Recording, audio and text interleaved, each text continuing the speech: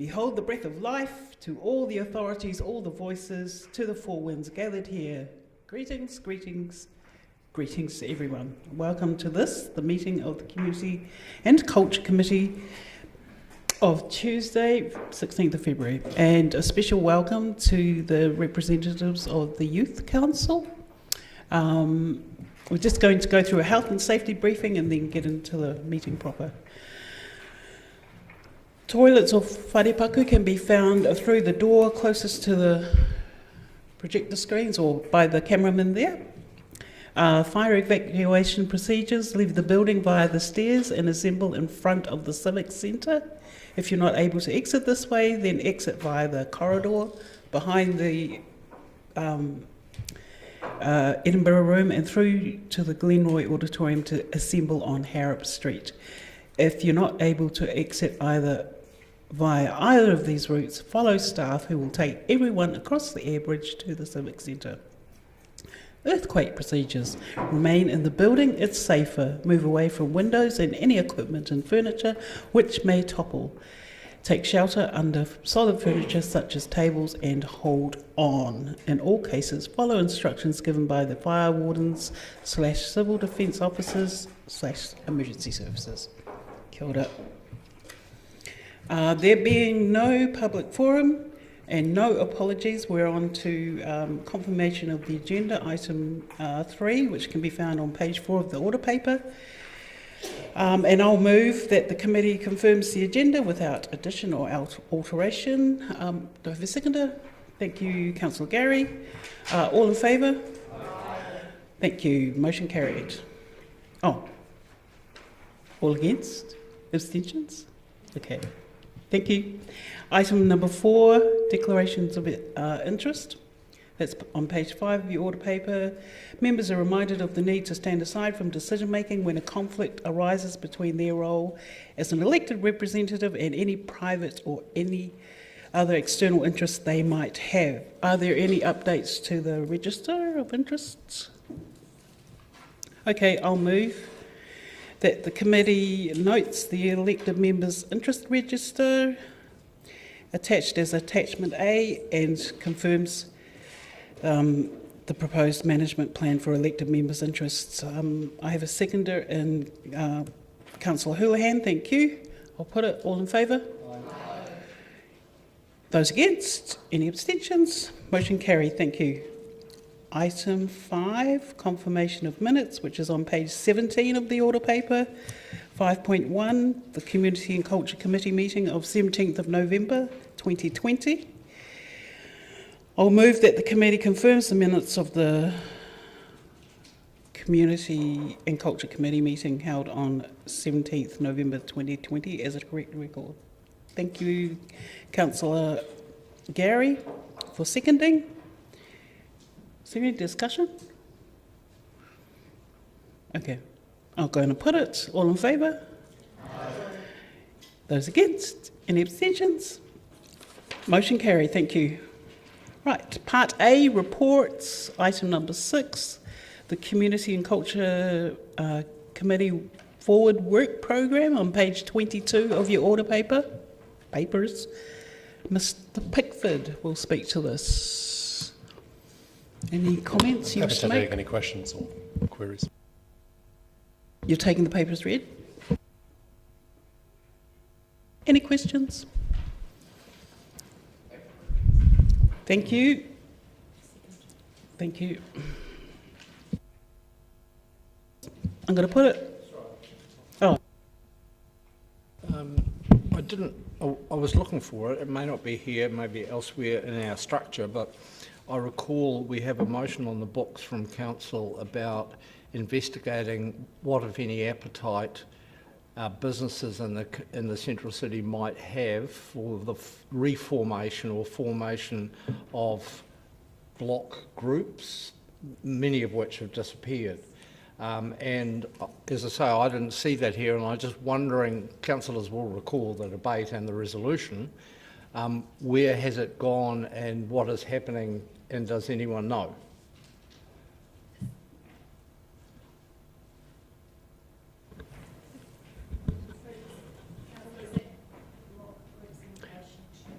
was in relation to the central city. That's on the either the action list or the forward work program for council. Okay. And as the project, you'll get a report on that for the next council meeting. That's but as fine. the project progresses, that'll still be facilitated as work through the project. Excellent. Thank you very much. Thank you, Councillor. Any other questions? Okay, it's been moved that the committee notes the Community and Culture Committee Forward Work Programme as an attachment A. Councillor Staines has moved it. I have a seconder in Councillor Houlihan. Thank you. I'm going to put it. Oh, am I? Was there any discussion? That's what I should say. No discussion? Okay, thank you. All in favour? Aye. Those against? Any abstentions? Thank you. Motion is carried. Item number 7, action from resolutions of Community and Culture Committee meetings, page 25 of your order paper. Mr. Pickford. Happy to take any questions. Are there any questions of Mr. Pickford of the report? No questions? Thank you, Councillor Walker. Do we have a seconder?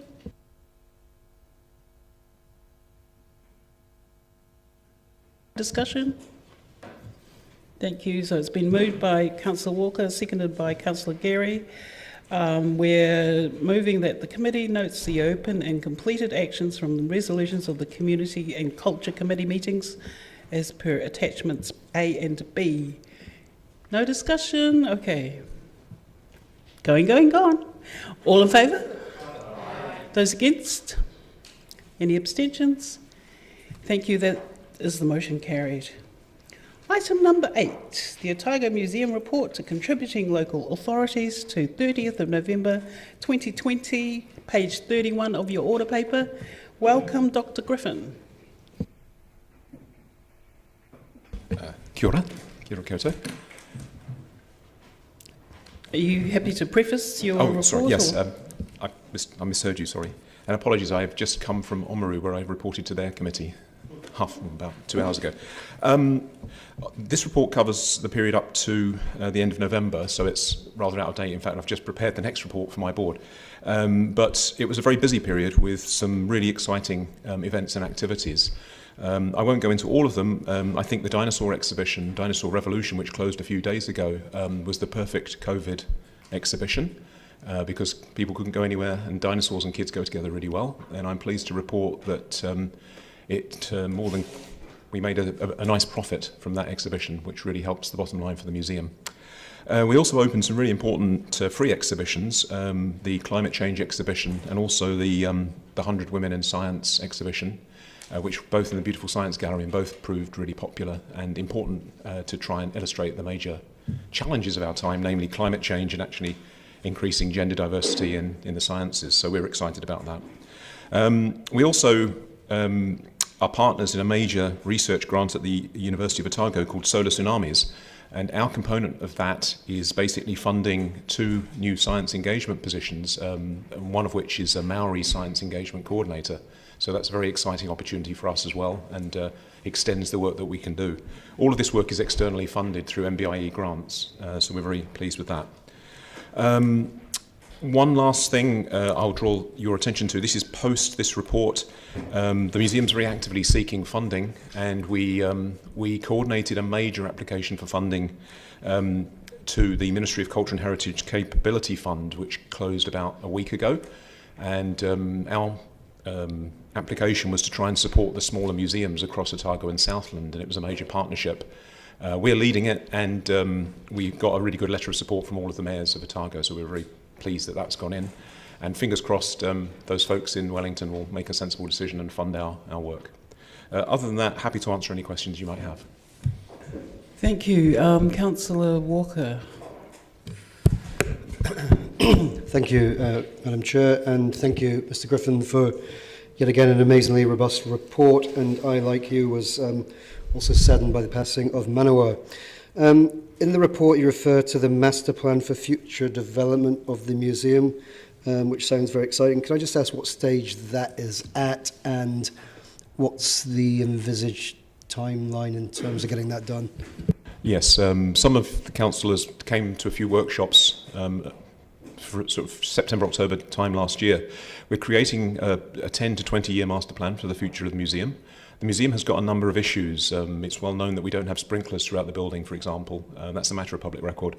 We're looking into the earthquake, really understanding the earthquake potential damage for the building using new standards. We had a review done in 2011, but things have changed a little bit from then. But also the fact is that we've got the most recent gallery that we have is Southern Land, Southern People, and that opened in 2001. So all of our galleries are at least 20 years old. The museum itself is home to 1.5 million objects. The storage facilities aren't perfect, the conditions aren't perfect. So we've done a whole review around that. We've got the final draft of the review, which will be going to our board next week. In fact, no, Thursday, this Wednesday or Thursday? Wednesday. One day this week, anyway. And we have yet to ascertain the full cost of it, but it will be significant. But you've got to remember, this is a master plan over 2 decades. We're not looking for a huge amount of money now. But there are a number of ideas that have come out of this process, and part of which was a deep engagement with Okaha and Mana Whenua. And we've got some really good ideas about improving our bicultural approach to display and education. So it's a major piece of work. The final report is of the order of 200 pages. And once we've had a chance to review it at the board will then make a decision about where we go with it and how we phase it, because it's not something we can do all at once. It's something that has to be done over a number of years. Thank you. I look forward to reading it.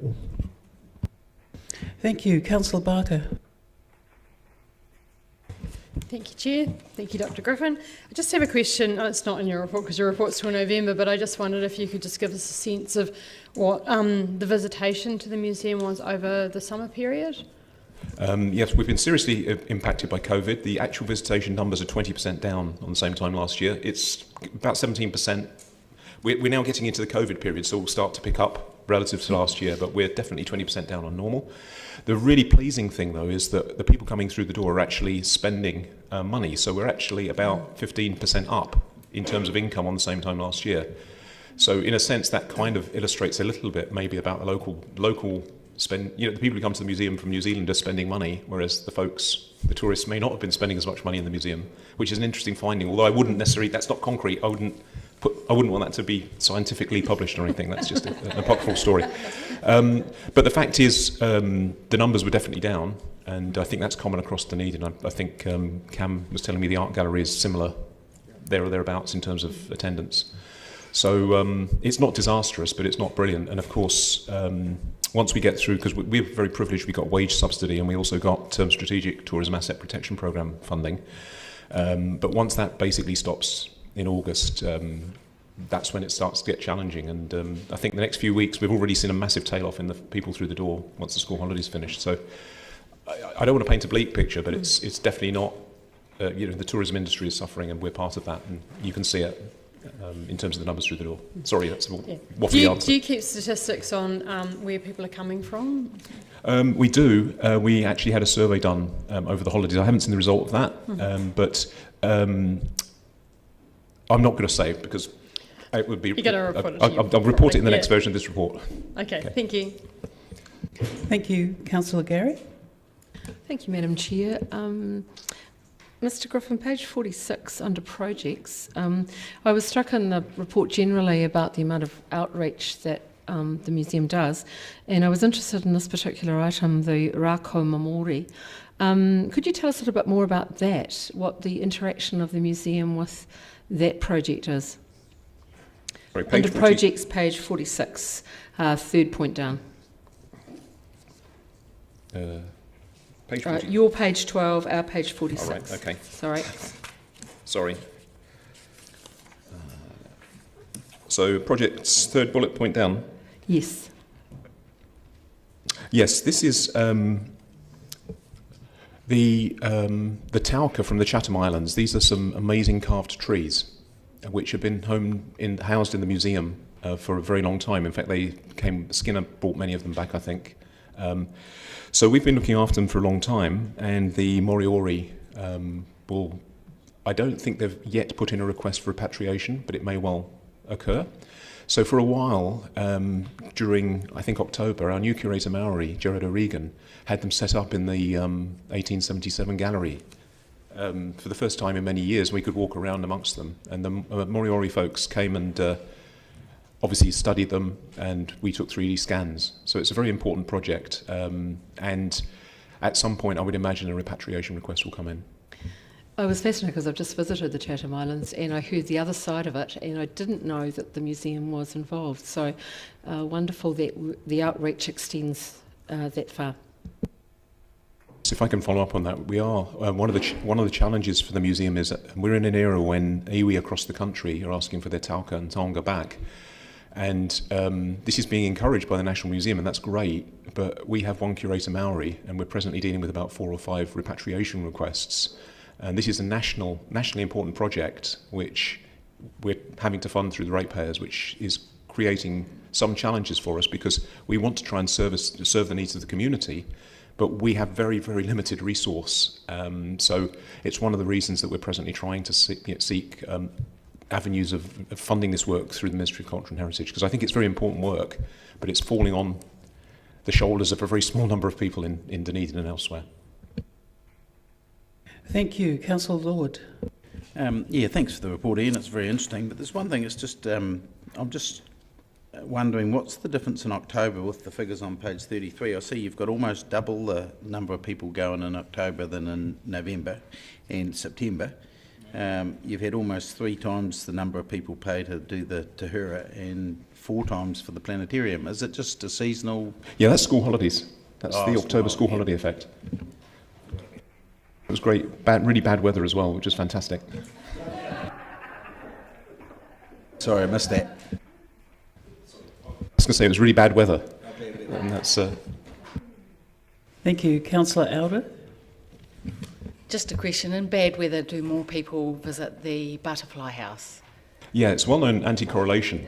The better the weather, the worse attendance. So we really pray for bad weather during school holidays. I know that's a terrible thing, and in the summer, of course, when it's a beautiful sunny day, everyone wants to be at the beach. They don't want to be in the tropical forest where it's really hot. So we do see patterns that are basically weather-related, and I'm sure that's the same across all tourist attractions. Just something I'm always interested in. You had mentioned last time about stepping up your education outside the classroom to preschools. You were doing some work in that area. Could you tell us a bit more about that? Yeah, that's right. Part of the strategic goal of our education team is to basically grow the business by reaching out to more age groups. And we hadn't really done much work in the preschool age, so they're developing some projects and programs that will get preschools in, but also hopefully give them some really good, valid educational activities. And the museum as a whole, we're experimenting with the idea of something like a Toddler Tuesday, where we might have reduced coffee for the mums and the dads in the coffee shop and free fluffies and that kind of thing, with activities. So because of, last year, sort of 38% of our income was, we've self-generated 38% of our income. So things like that are really good for the educational community, but they also help the bottom line of the museum, which we have to focus on. Yes, I think that's a great idea. Then I was just looking at reaching out to lower socioeconomic communities and how that's happening across the region and in Dunedin with primary schools and high schools. We had a grant when we opened the planetarium five years ago. The Perpetual Guardian gave us $25,000 a year to bring in schools from outlying areas and low decile schools.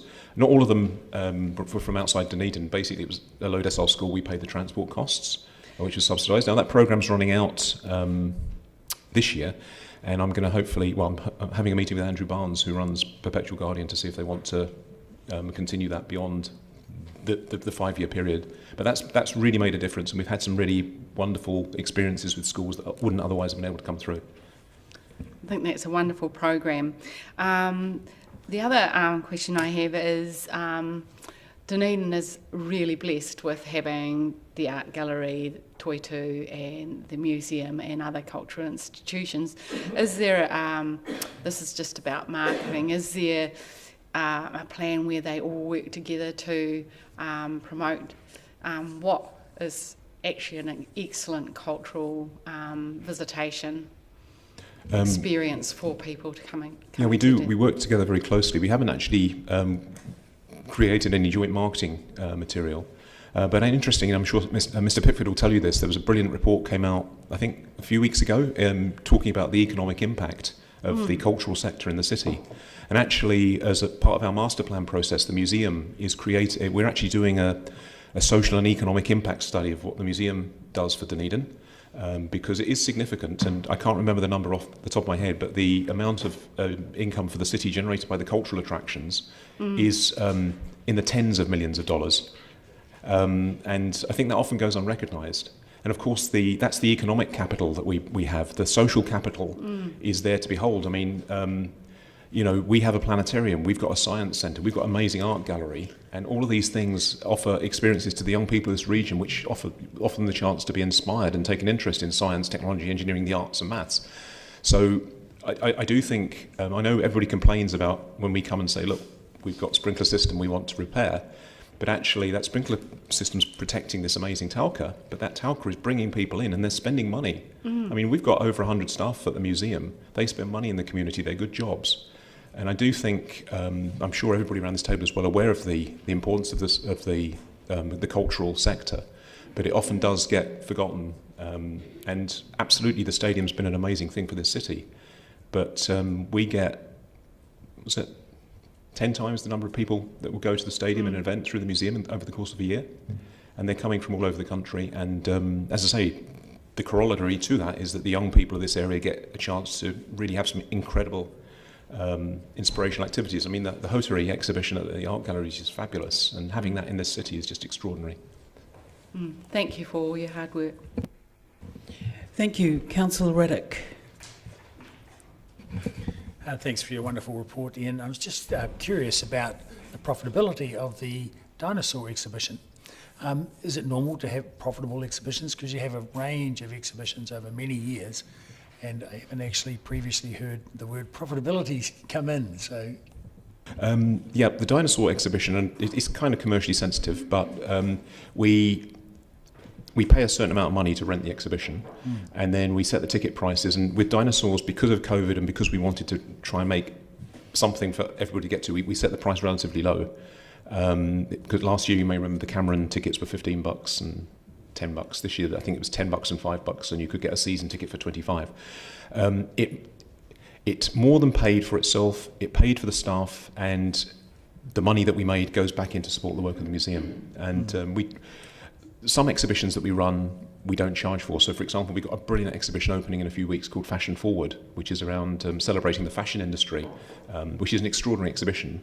But we're not charging for that exhibition because it's a cultural, it's one that's important. It's worthy rather than commercial in that sense. But you have the mix, and I think that's what we have to do. And it's really important to our institution. I've read some interesting, we're working on a paper for national funding at the moment. And I was fascinated to learn that, for example, the Auckland Museum generates 9% of its operational budget through commercial activities. I think Canterbury's around 16%. We're running at 38%. So, in a sense, that's saving the ratepayers of Dunedin money. I hate to say it in that way, but the money that we generate through our commercial income offsets the running cost of the museum. And as we all know, $4.1 million is a lot of ratepayers' money, but our institution is a national institution, and it requires more money to look after that material properly. And that's part of this argument we're trying to make to Ministry of Culture and Heritage and others, because we are, and the Otago Museum has an incredibly important collection, and it is not being looked after appropriately for the importance of the collection. And that's not the fault of the ratepayers. That's a national issue that we need to try and figure out a way to solve. And we're working hard on it, and we keep making this argument, and eventually, hopefully, a politician somewhere will say, actually, let's do this, as someone once said, I think. Well, our fingers are certainly crossed. But back to the original question, have there been many other exhibitions that have actually made money? The Cameron exhibition was more expensive, it covered its costs. Dinosaur exhibitions nearly always make money, and in my time, there was another exhibition that was paying, and I've forgotten because it's been 8 years now. But normally we would choose one or every couple of exhibitions. We deliberately choose it to try and bring some money through. Hopefully, it's an interesting exhibition too, like the dinosaurs, for example. But similarly, the Tuhura Science Centre pays for itself. The ticket prices there pay for the staff, but they also enable us to invest more in the museum. So that's all part of the commercial operation of the museum. Thank you. I've got one more question. I'm not sure if it's in the time frame of the report, but going back to Dr. O'Regan as the curator Māori, when you're applying for funding, what's your ideal? Are you looking for a team of assistants or other curator Māori? Well, actually, the board made the decision to appoint a curator Maori just after I was appointed, and we thought it was the thing to do. So that was a no-brainer. But since that time, we've been seeking to get additional investment, and we are presently hiring an assistant curator Maori full-time for 1 year.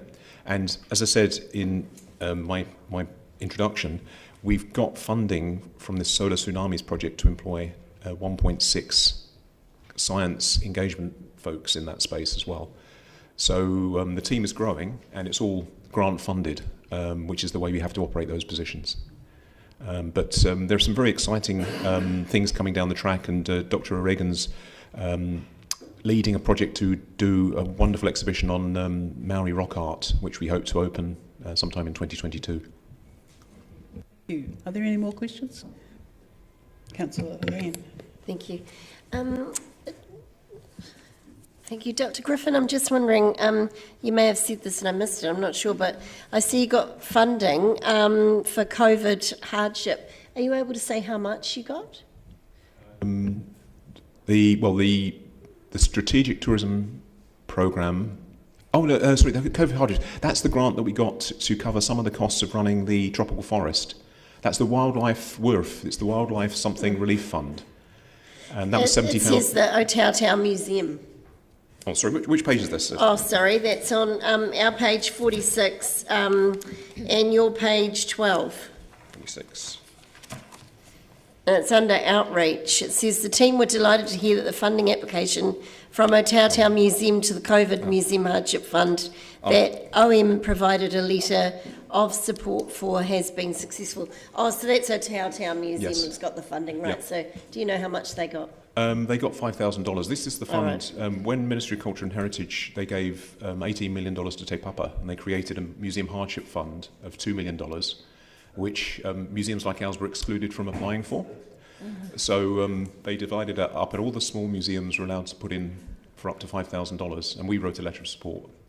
But that museum hardship fund wasn't for metropolitan museums. We were explicitly excluded from it. Did you complain and say that you thought you should have been included? When the fund was announced, I rang the ministry, the CEO of the ministry, and said, that's not going to be enough for our museum. And she then said, no, that's not for your museum. So one of the challenges is the metropolitan museums, us, Auckland and Christchurch, have been excluded from any cultural, direct cultural relief. We can apply for the funds that are competitive, but it is obviously a challenging situation for us. Thank you. Councillor Reddick. Sorry, I better ask the question that I'm very curious about. Do they give you a rationale as to why, when they give 18 million to Te Papa, to Wellington Museum, but not the other three main centres? Well, I think the argument is that the Ministry of Culture and Heritage regard Te Papa as a national asset, and it obviously had a few problems at the time, and the smaller museums were up against it. I guess they're one or two people operations, but I think the view is that we're not MCH's problem, we're the local council's problem, and therefore that's where we should be looking to for help. You may not agree with that, but that's, I think, the view. Thank you. I was curious as to your interpretation of their view. Thank you. Thank you, Councillor Staines. Thank you, Chair. Ian, looking around the table at councillors, there's quite a number here who have not had a behind-the-scenes chance to have a look at the museum and the issues it faces. Is that something that you would be happy to have organised so that councillors get a better understanding of not only what the museum has in its collection, but the issues around the collection and the buildings themselves? Oh, absolutely. My contact details are well known, but very happy to arrange either a collective or an individual tour, depending on your interest. I think many people who haven't been behind the scenes at the museum are often staggered by the extraordinary treasures that we have that aren't on display. And we can also show you the areas that aren't sprinklered. And if anybody saw that museum in Brazil a few years ago, it's certainly a concern to me. And we're working on trying to get sprinklers, but obviously that's something we have to fund over a number of years. Thank you. Are there any other questions? Councillor O'Malley. Thank you, Madam Chair. Actually, it's not on your report. It's your other life as an astronomer. The LED rollouts of the city has gone a fair way through. Have you noticed any improvements in the night sky? Yes, I have. I was fortunate enough to chair the committee that had a little bit to do with the instigation of that, and I thought the council was very wise to do that. Certainly on the peninsula, the 2200 Kelvin lights, which are the slightly orangey ones, are looking really good.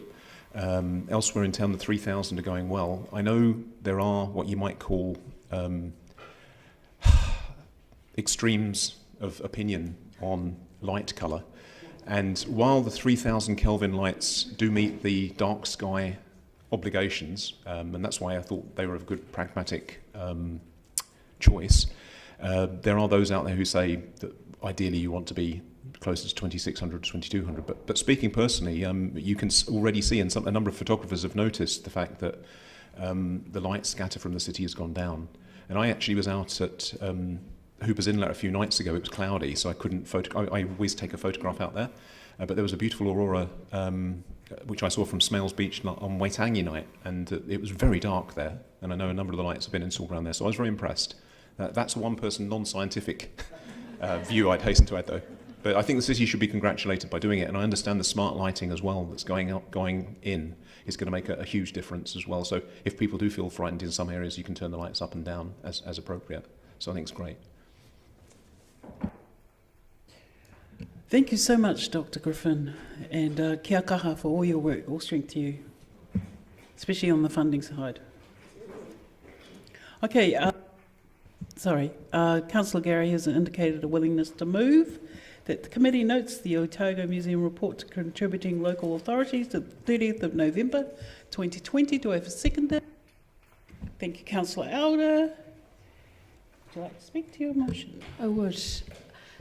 I've always understood that our museum had extraordinary treasures and an important collection, but it possibly wasn't until I read this report that I had a light bulb moment around the extraordinary outreach. I had the privilege of viewing one of the last Rako Mamori trees in December, and I heard the stories of the preservation of the other trees and the challenges around that. And I heard that story over and over and over again because it was a very important story of the Chathams. I didn't know that our museum was involved in it, and I think it's extraordinary that we have been entrusted, our museum has been entrusted, and it speaks to the national significance of the work our museum does, and this treasure in particular is such a taonga for the Chathams.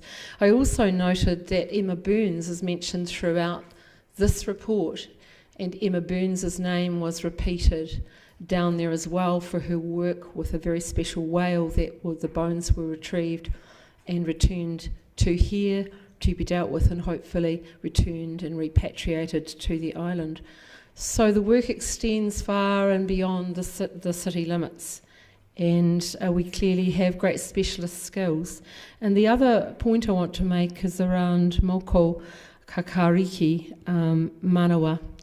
I recall when manawa was poached, and some of our lizards have been poached several times, and we know that because one of our scientists has photographed them. They all have specialist markings, and they could tell where they came from on the peninsula, which particular location. And it's not possible to return them to the wild if they're repatriated to New Zealand. So the museum was the kaitiaka of this beautiful jewelled gecko, and I was very sad when I read that it had to be put down. But I thank the museum for hosting it, and another special part of its work has been done. So thank you, Dr. Griffin, for all of your work and that of your team, and I'm in no doubt of the national significance of the work you do and the treasures that you hold. Are there any other speakers? Councillor Elder. It was with joy I heard that Ian and the team are reaching out to preschools around Dunedin, because my children were brought up in that museum. Every holiday we went there, and their lives were enriched by what the museum has to offer. And I think it's a huge, huge treasure for all of our people in Dunedin, and it's really, really good to hear that that treasure is being shared with our young people right from when they're wee babies, so that when they're 18 and they've got long hair and in bare feet and all their friends visit the museum, I am proud to say that that 18-year-old loves that museum because he was able to visit it as a preschool. It's part of his history, it's part of his life, and it becomes part of who we are. And this work with the schools, with the preschools, and with lower socioeconomic communities is enriching the lives of all of our young people and children. And I'm really proud of what they do, and I'm really grateful for all the work they put in that area. Thank you. Councillor Houlihan.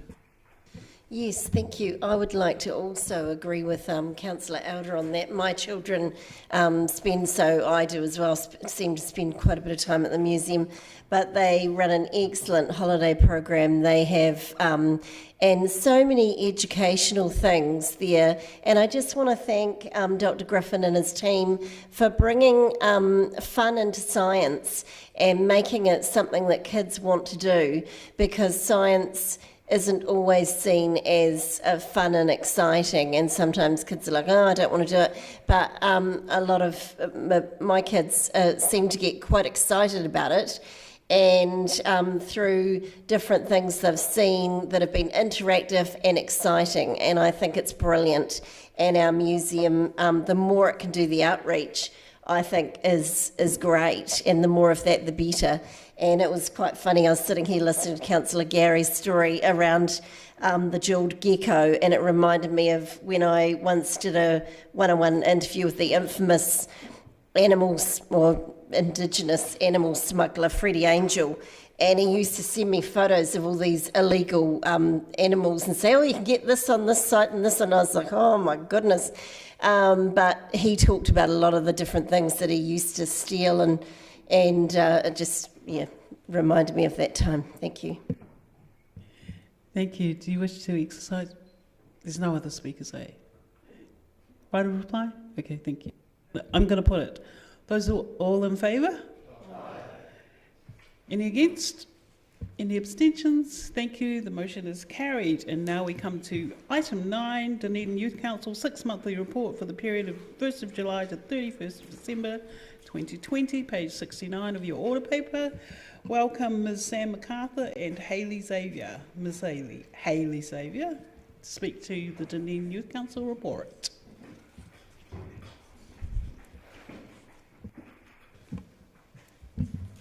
Hello, we're happy to answer any questions regarding the report. Are there any questions? Welcome, Ms. MacArthur and Ms. Xavier. I just was interested to know about the difficulties of recruiting people to the Youth Council. I read through your report some reference to that. Right, yes. So because of COVID, a lot of our plans were either reshuffled or essentially moved forward really quickly. So I think that recruitment wasn't as extensive as we would have wanted it to be. Okay, I understand. So in the context of COVID, that made it quite challenging. Excellent, but you've got a really good spread, and I note, would it be the first time we've had a representative from every high school in Dunedin? Unfortunately, that's changed. So we've got most high schools. But, Great, yes. excellent. Thank you. Councillor Houlihan. Thank you. Welcome to your new, is it a new position this year for you too? We're both second terms.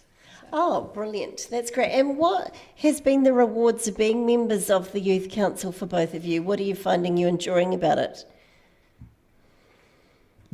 I find that making new friends is really great, and being able to connect with not only them but also their schools and their peers, and being able to connect with people in the community as well.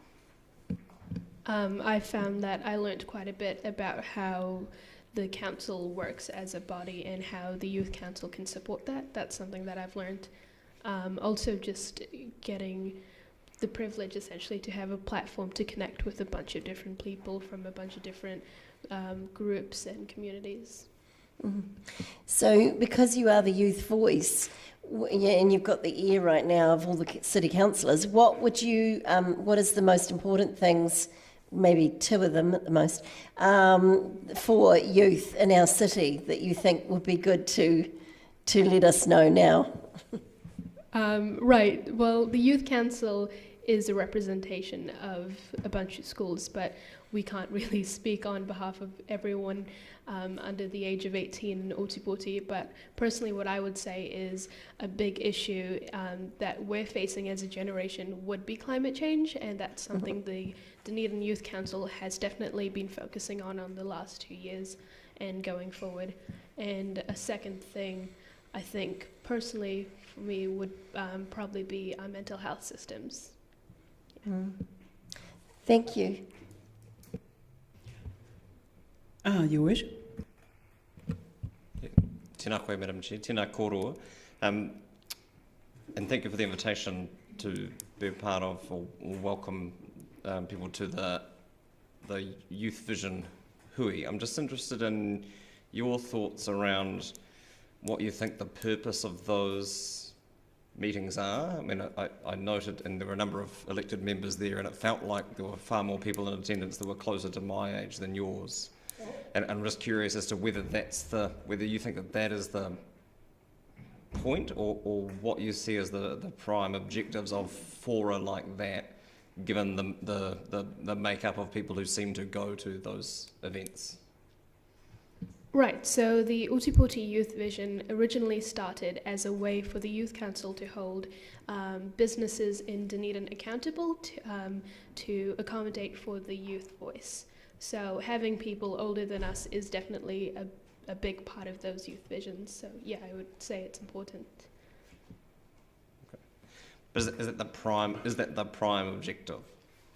Yeah, the prime objective would be the collaboration between generations. Yeah, okay, thank you. Councillor Elder. Couple of questions. We have consultations coming up every now and then, like the playground consultation, or different things that we review. So have you had any consultations come to you to get your input over the last year? Yes, so we've had Garrett Chin come in for the coastal plan. Oh, cool. I think that was the main focus of last year. I think we might have had a few more, but COVID cancelled a few. Yeah.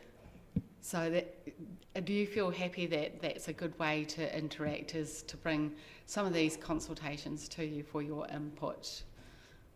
Yeah, personally, I think that the consultations are a great way to connect with the youth.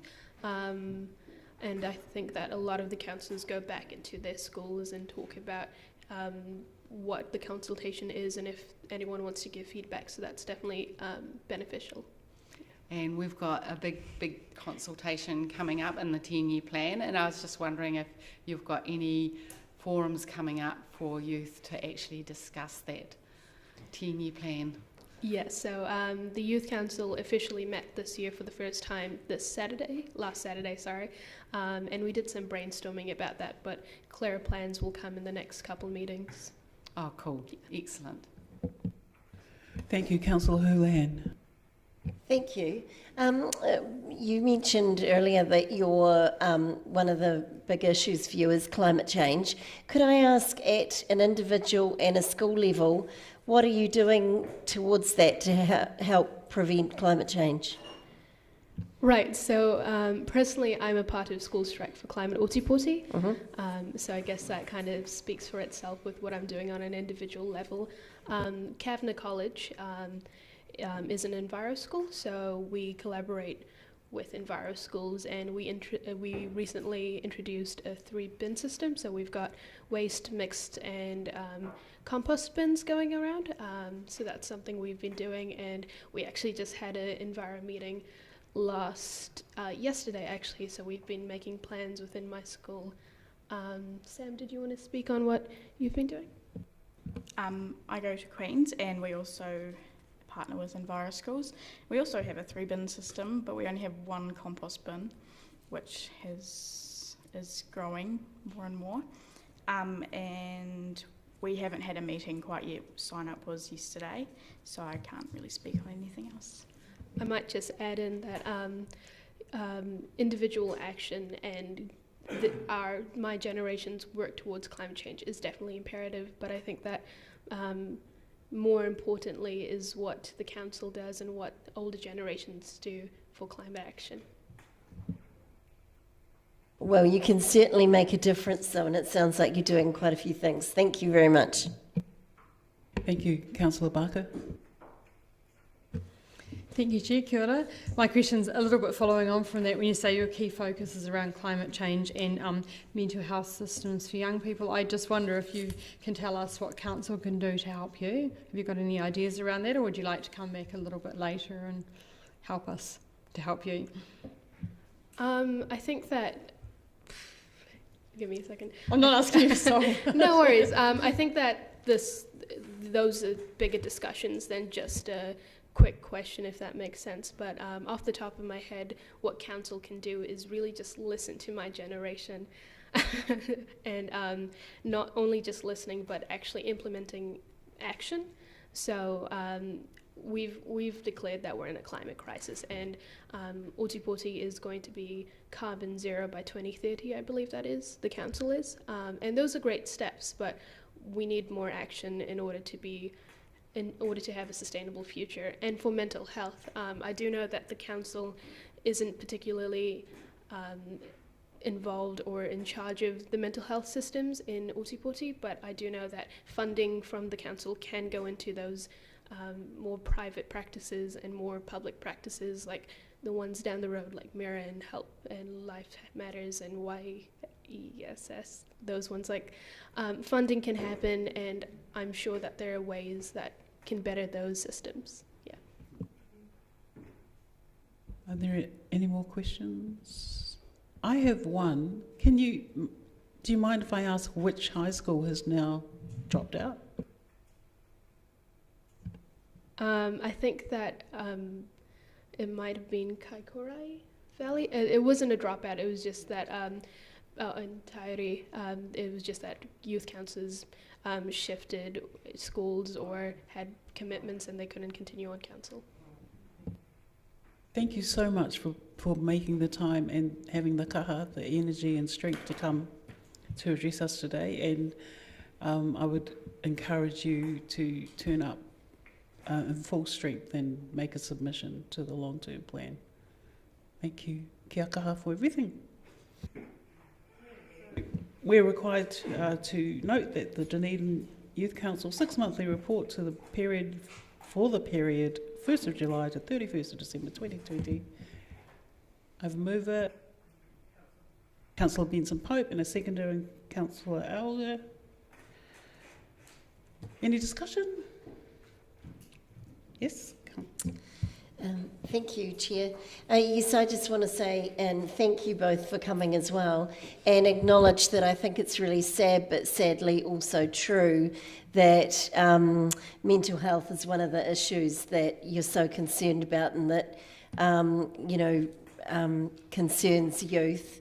I certainly think it's a serious issue that, as a council, there's not a lot, I don't believe anyway, the Mayor might know more, but that I don't think there's a lot we can do because it's in the health system and it's not our area that we govern, but it is an area I'm very aware that youth are afflicted with, and I think some of those things come from, so it's a generalisation, but from social media and some of the pressures around that. And I can't ask you that question because I'm out of question time now. But I think there is probably quite a bit of pressure on youth today and on people in general. And I hope with every core of my being that mental health services improve, and not just that we have services to deal with people who are, at the end of their tether and trying to do terrible things, that they need emergency service, that we have more services available in our city that build them up and make them stronger. As our chair said, kia kaha, help people to be confident and stand tall and walk with pride in their lives and have confidence. And I really appreciate the two of you coming today, because it's probably a bit nerve-wracking to sit in front of a whole council, and I think it's wonderful that you were courageous enough to step forward, put your names forward into these positions and do it. So thank you. Thank you. Any other speakers? Reply? It's my right of reply. Oh, you speak, yeah. First, and then... Yeah, thank you. Right. Thank you, Madam Chair, and thank you, both of you, for the work that you're doing and the very generous time you've taken off school this afternoon to join us and talk to us. And I just want to respond, in a sense, to Councillor Houlihan's comments, and because I think it would be remiss of us to consider what have been identified by our youth councillors as discrete concerns, the issues of climate change and the issues of mental health, because they are obviously interrelated, particularly for the younger people in our community. And I know that the environmental challenge that we face is a cause of great ongoing anxiety and concern, particularly for young people in our community, and it's a mess not of their making, and it is our job to take that more seriously, and we often talk about what the best long-term decisions are for our community, and we've been reminded again today what the biggest concerns are and the biggest issues are for people who will inherit the legacy of the decisions that we make over the coming weeks and months. So thank you again. It shouldn't be left up to you. Any number of things shouldn't have been left up to you, but here we are. But thank you for the leadership that you're showing, both within your school communities and at a civic level through the work that the Youth Council is doing, and for turning up and reminding us of what is important in the longer term best interests of our community and of our natural environment. Kia ora. Councillor Benspope's right of reply. Thank you, Madam Chair. I'd like to add my thanks for the effort you've put in to date. We often talk in this forum around the sort of issues, that the future focus issues the Mayor just alluded to. This city is going to be your city a lot more than it is for most of us around the table, and so I'd just encourage you to continue the work you're doing and give us the sort of advice and encouragement we need to make decisions that are for the whole community. I'm going to put it. All those in favour?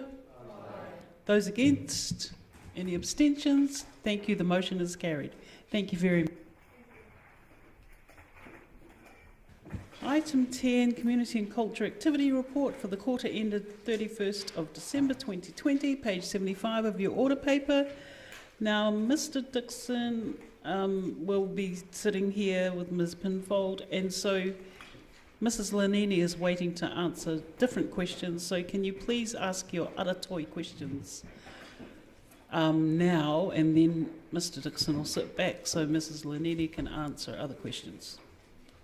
Thank you. Any questions? Any comments? I'm happy to take the report as read, Chair. Questions? Councillor Barker. Thank you, Chair. I just have a question around the ROS results. Just we see that satisfaction with DCC's support for city festivals and events has decreased by 11 points. Is that related to the change in the scale for the results, or could you just explain why those ROS results will have changed?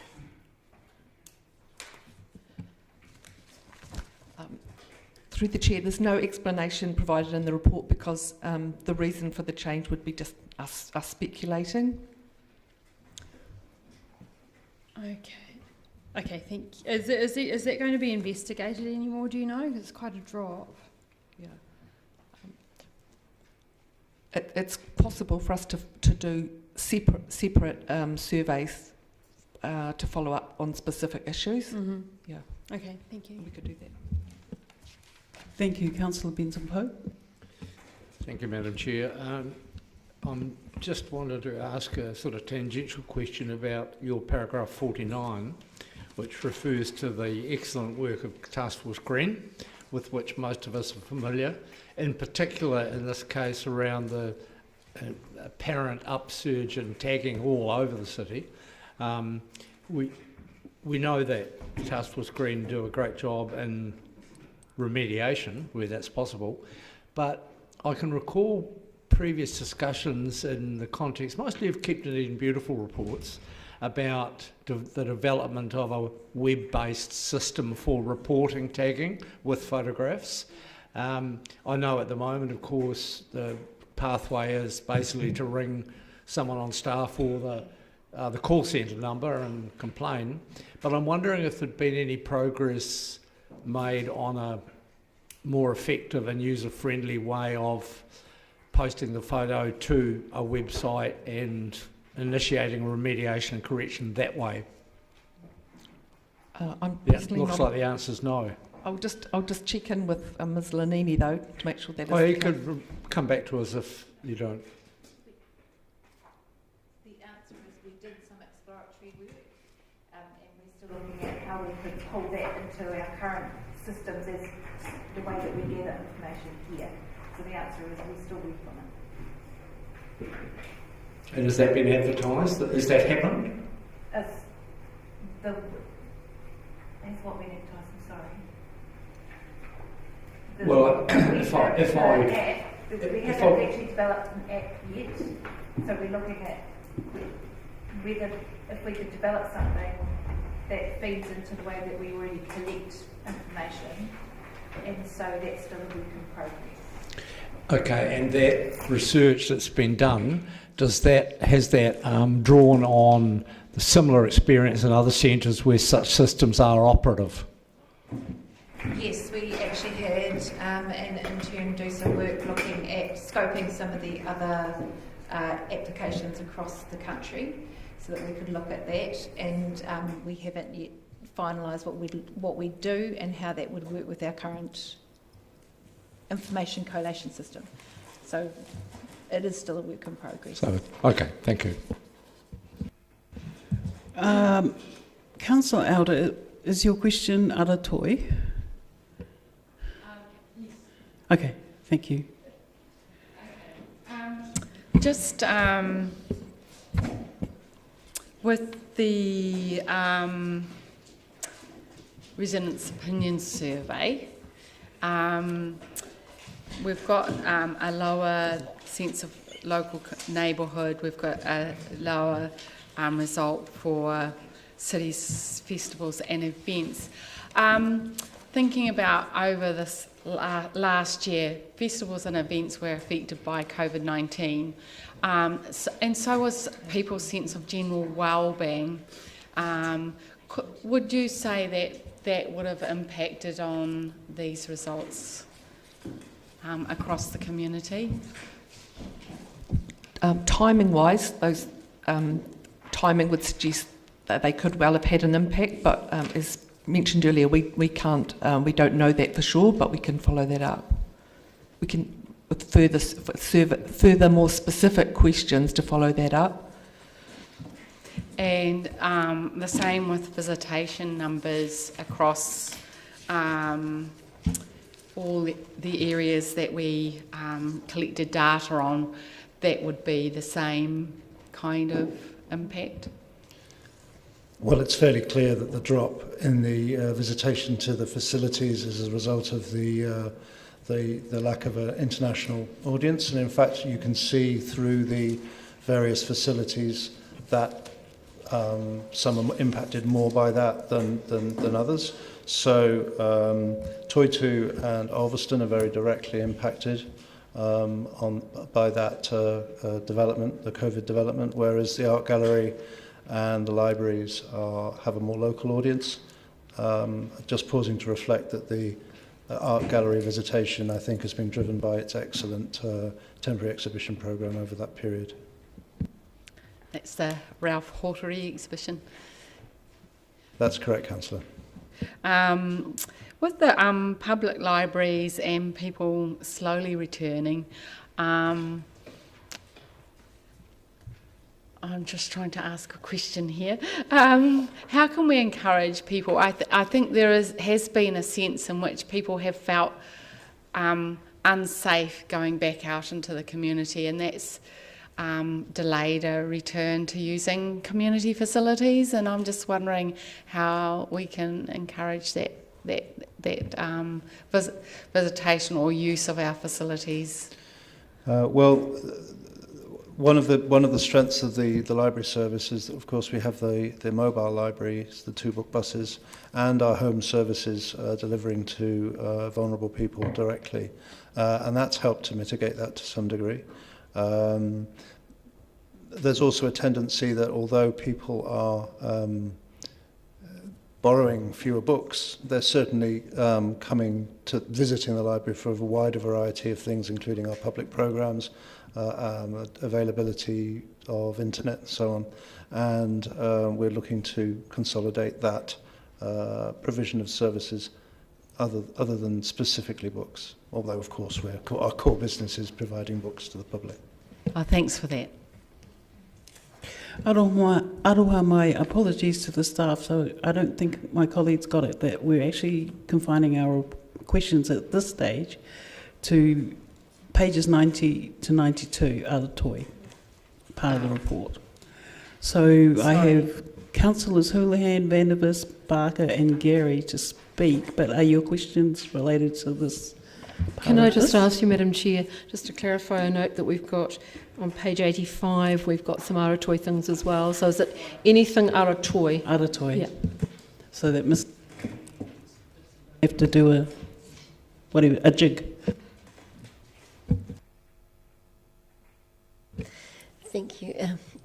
Kia ora. I'm not sure whether this comes under Aratoi or not. I think it comes under probably everything. But the resident opinion survey, does anyone know, is that available to the public anywhere? Is it on our website, or can people, because I've just noticed there's been a couple of comments online with people complaining that they can't get access to the survey, but we've talked about it a lot, so it's not like we've hidden it in any way, but is it available for the public if they wanted to look over it? Councillor, certainly the report that came in, was it January or December? January? There was a full report on the residents' opinion survey, which will be on the council website, so that's publicly available. Right. Yeah, that's what I wondered about that too. Thank you for that. Yes, my question was similar to Councillor Barker's question and Councillor Elder's question, actually, around I suppose it just highlights the fact that there's a 11% down on the events. This is Aratoi, isn't it? Obviously, festivals and events, this comes under arts, doesn't it? It is, or it isn't? That comes under Mrs. Malini's. Oh, it isn't? Okay, so do I hold that then? All right. Councillor Vandervis? I'll hold my question as well. Councillor Barker? Thank you, Chair. I have the strategy in front of me, so I know my questions do relate. I just want to ask a couple of questions about the Creative Dunedin Partnership Annual Report. That's attachment A on pages 90 and 91. Just looking at the Dunedin Dream Brokerage and Boosted, I just wonder how they work in relationship with the council. Do they have a service level agreement, or what sort of funding and reporting agreement is there with these? They are contracted services, so we monitor them as part of our contract management out of the strategy team. So do we get a report back annually on what they've achieved? Well, we report via this mechanism, Councillor, but of course both of those bodies have also received additional COVID recovery funding, and we'll be reporting on that at the end of the year. Okay, my other question is around the strategy and the arts and culture auditory. Is when we're looking at the Creative Dunedin Partnership Annual Report on page 18 of the strategy, it says that there will be a community event each year where the annual progress report is presented, enjoyed and discussed. I just wonder if this is the report that's going to be presented at that community event? This is the report for the partnership. Mm-hmm.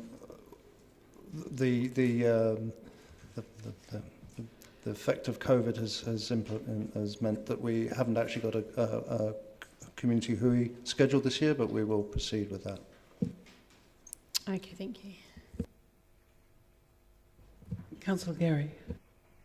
Thank you, Madam Chair. Mr Dixon, just in relation to the last question, is it correct that on page 23 of the report, both the Dunedin Dream Brokerage report and the Boosted Fund report, that those are due in June 2021? That's correct.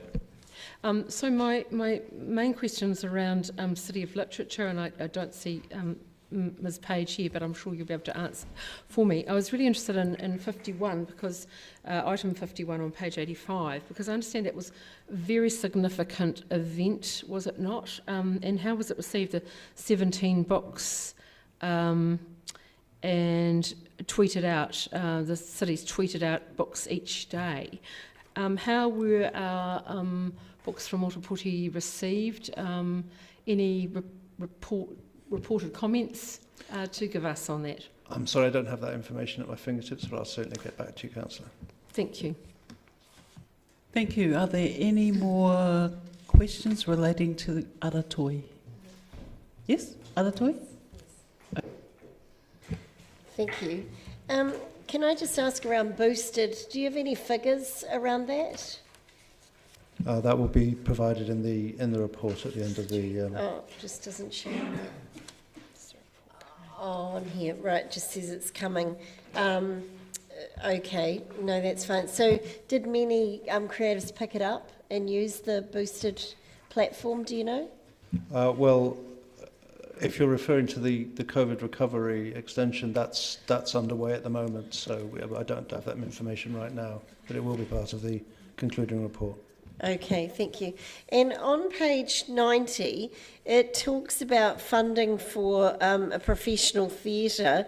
It's got 136,356 from, that's the final, right, so that's the final funding that we would have had for the former Fortune, is it? Yeah, but there was a decision taken at the time of the closure of the Fortune to ring-fence the grant aid that we were giving to that body, and that is the 135,000 a year, which has been designated as a grant fund specifically for the support of professional theatre. Okay, and then we've got 95,000 professional theatre September, December full year. So is that the money that the DCC would have given for rent, or what is that? That's a separate financial year, Councillor. So that's the amount that's been allocated from that fund in the financial year that we're in now. Okay, thank you. Is your question aratoi, Councillor Raddick? I think so. I was just wondering about Ulverstone on page 82, the graph there. Ulverstone seems to have suffered a lot worse than any of the other attractions, and visitor numbers are right down. I was just wondering, is there a marketing plan for Ulverston, because they look to have suffered the most from the lack of international visitors. So is there a marketing plan to attract local or New Zealand-based tourists to the facility? As I think previously reported to this committee, we've been working very hard on developing new kinds of product offers out of Ulverston. You'll be aware of the murder mysteries over before Christmas, and there's been a wide variety of them. I think the next one that's coming up is Blues on the Lawn. I encourage you to buy your tickets, Councillor. I thought this might come up, and so I've just prepared a few figures which are in percentage terms rather than dollar terms, as this is not a financial reporting committee. So we are at about year to date, compared to last year, we've received 37% of the number of ticket sales on the front door that we had last year. We've had 35% of the level of sales through the shop, but we've had 46.9% of the revenue generated, and the difference between that 37 and the 46 is the new product lines that we're offering. It is by no means going to achieve 100% of the figure, but it's going very well. It's generating momentum. Everything that we're offering is pretty much selling out, and I think it represents an exciting new opportunity for Ulverston. So that's where that, and we've been discussing with Enterprise Dunedin how best to market to the audiences to which some of those product lines are offered, such as smaller scale corporate hospitality, banqueting in the dining hall is only going to be for 20 people, but there's a large amount of value added there. So we're working closely with Enterprise Dunedin to make sure that our product lines are being focused in the most appropriate local and regional directions. Great, thank you. Thank you. There being no more Aratoi questions. That's all right. We'll have Mrs. Lanini come forward, please. Thank you. And there are two questions. Oh, well, no, there are two questioners, Councillor Houlihan and then Councillor Vandewis. Non-Aratoi questions. Thank you. Just clarifying, around the festival and events, did we speak to the directors of, say, the Dunedin Festival and the Fringe Festival, asking them why they thought perhaps the satisfaction was down? No, Councillor, we haven't done that. Okay, thank you. Councillor Vandewis. The dramatic reduction in visitation across the board, including Aratoi, but we were told to exclude Aratoi. If I look at what stadium management did, they, as I understand it, reduced staff levels 60% in order to better match the requirements of much lower visitation, much lower use of the stadium. Have any of the listed visitation facilities that we have here similarly reduced staff numbers?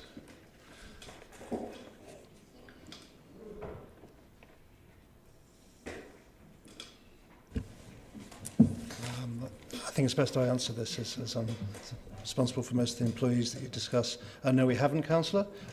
We've made some small adjustments so that at Ulverston, for example, we have a much smaller pool of casual employees, but the core staff have been retained in all the institutions. Right. Just before you gave some figures which seem to indicate visitation is somewhere near 37%, I think, for Ulverston. But if I look at the graph, I can't squeak more than 25% out of the green bar. And it looks to me as if that's pretty much how it will continue given the trend. Can you confirm whether the green bar is accurate there? You claimed 37, that looks very 25 to me. And do you have any forward estimations of what visitation is going to be in this particular case, but in others as well? In this particular case, Councillor, the graph you're looking at is to the end of December, and the figures I was citing were until the 12th of February. So that would make some difference there. We can't predict future. This year is an extremely interesting year in terms of both its challenge, but also in terms of actually being able to understand for the first time what our base Dunedin audience is across the facilities. I can't predict with any accuracy what that trend will continue to be, but I would note that as we move from the summer into the winter, the differential between past practice and current activity will start to decline. The summer was the time when the real differential emerged, when the real drop in visitor figures happened. So I suspect it will be at the current level or better going forward to the end of the year. Thank you. Any other questions? I just want Mr. Dixon. I don't make him leave and bring him back again. I just wanted to follow up on Councillor Vandervis's question with another related question. Because these are tourism activities that do generate a gate value or ticket value, were they eligible for any of the STAT funding or the COVID wage relief funding? And if the answer to that is yes, did we apply for those? We certainly didn't apply as a council for any of the employment relief funding. I'm not sure what the position about our... They're not eligible. Is that because we're not eligible? Yeah, that's figured. Okay. Thank you, Councillor Gary. Mr. Dixon, just a clarifying question around staffing. So is it correct that for our museums and galleries, there's a seasonal aspect to visitation in the past, and that usually extra staff are hired on a fixed term or casual to address that need? And in times like now, in the off time or times of uncertainty, you don't hire those staff so much. There might be some hired on a casual basis. Is that correct? Is that how it works? Yeah, certainly we would flex the team up for periods of high demand, and even to the extent at a granular level of looking at in past years when the cruise ships were actually in and making sure we had staffing to support that.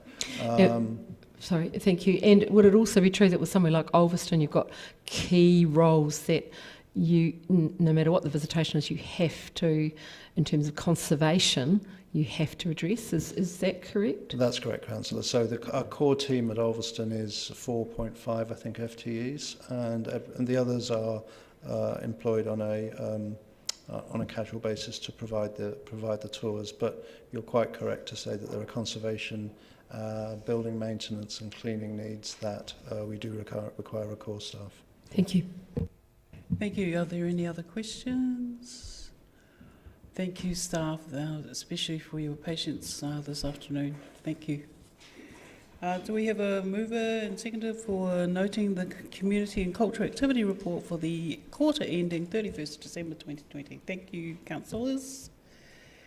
You want to speak to it? I just wanted to note that it's been a challenging season, as everyone knows, and I've been particularly impressed with, if I give Ulverston, I think I've mentioned this before in debate, as an example of an organisation that has, I know it's an overused word, pivoted and found developed new product to address this changing circumstance, and I've no doubt that in all of our cultural institutions this is a focus for them all. I particularly note the City of Literature work that keeps us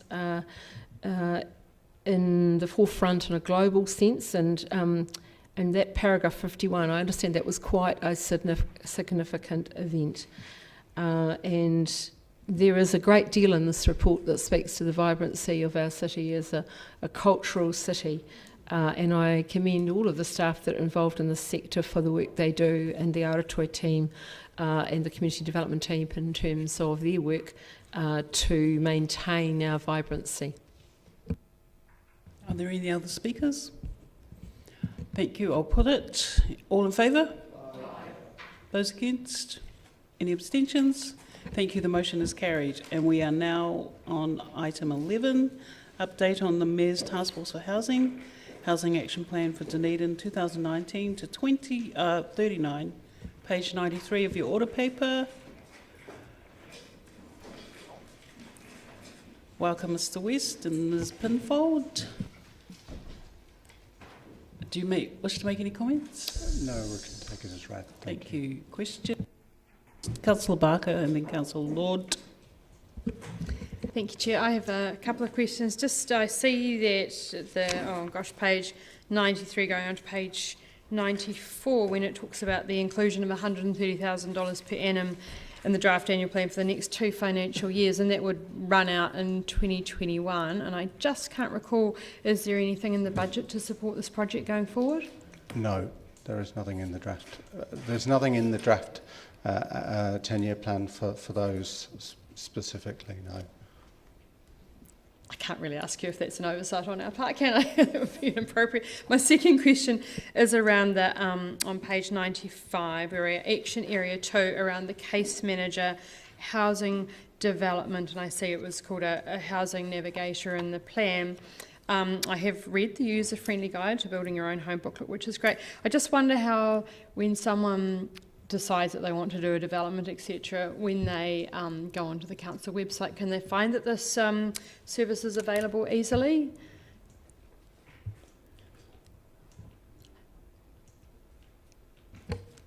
I'm afraid we're not.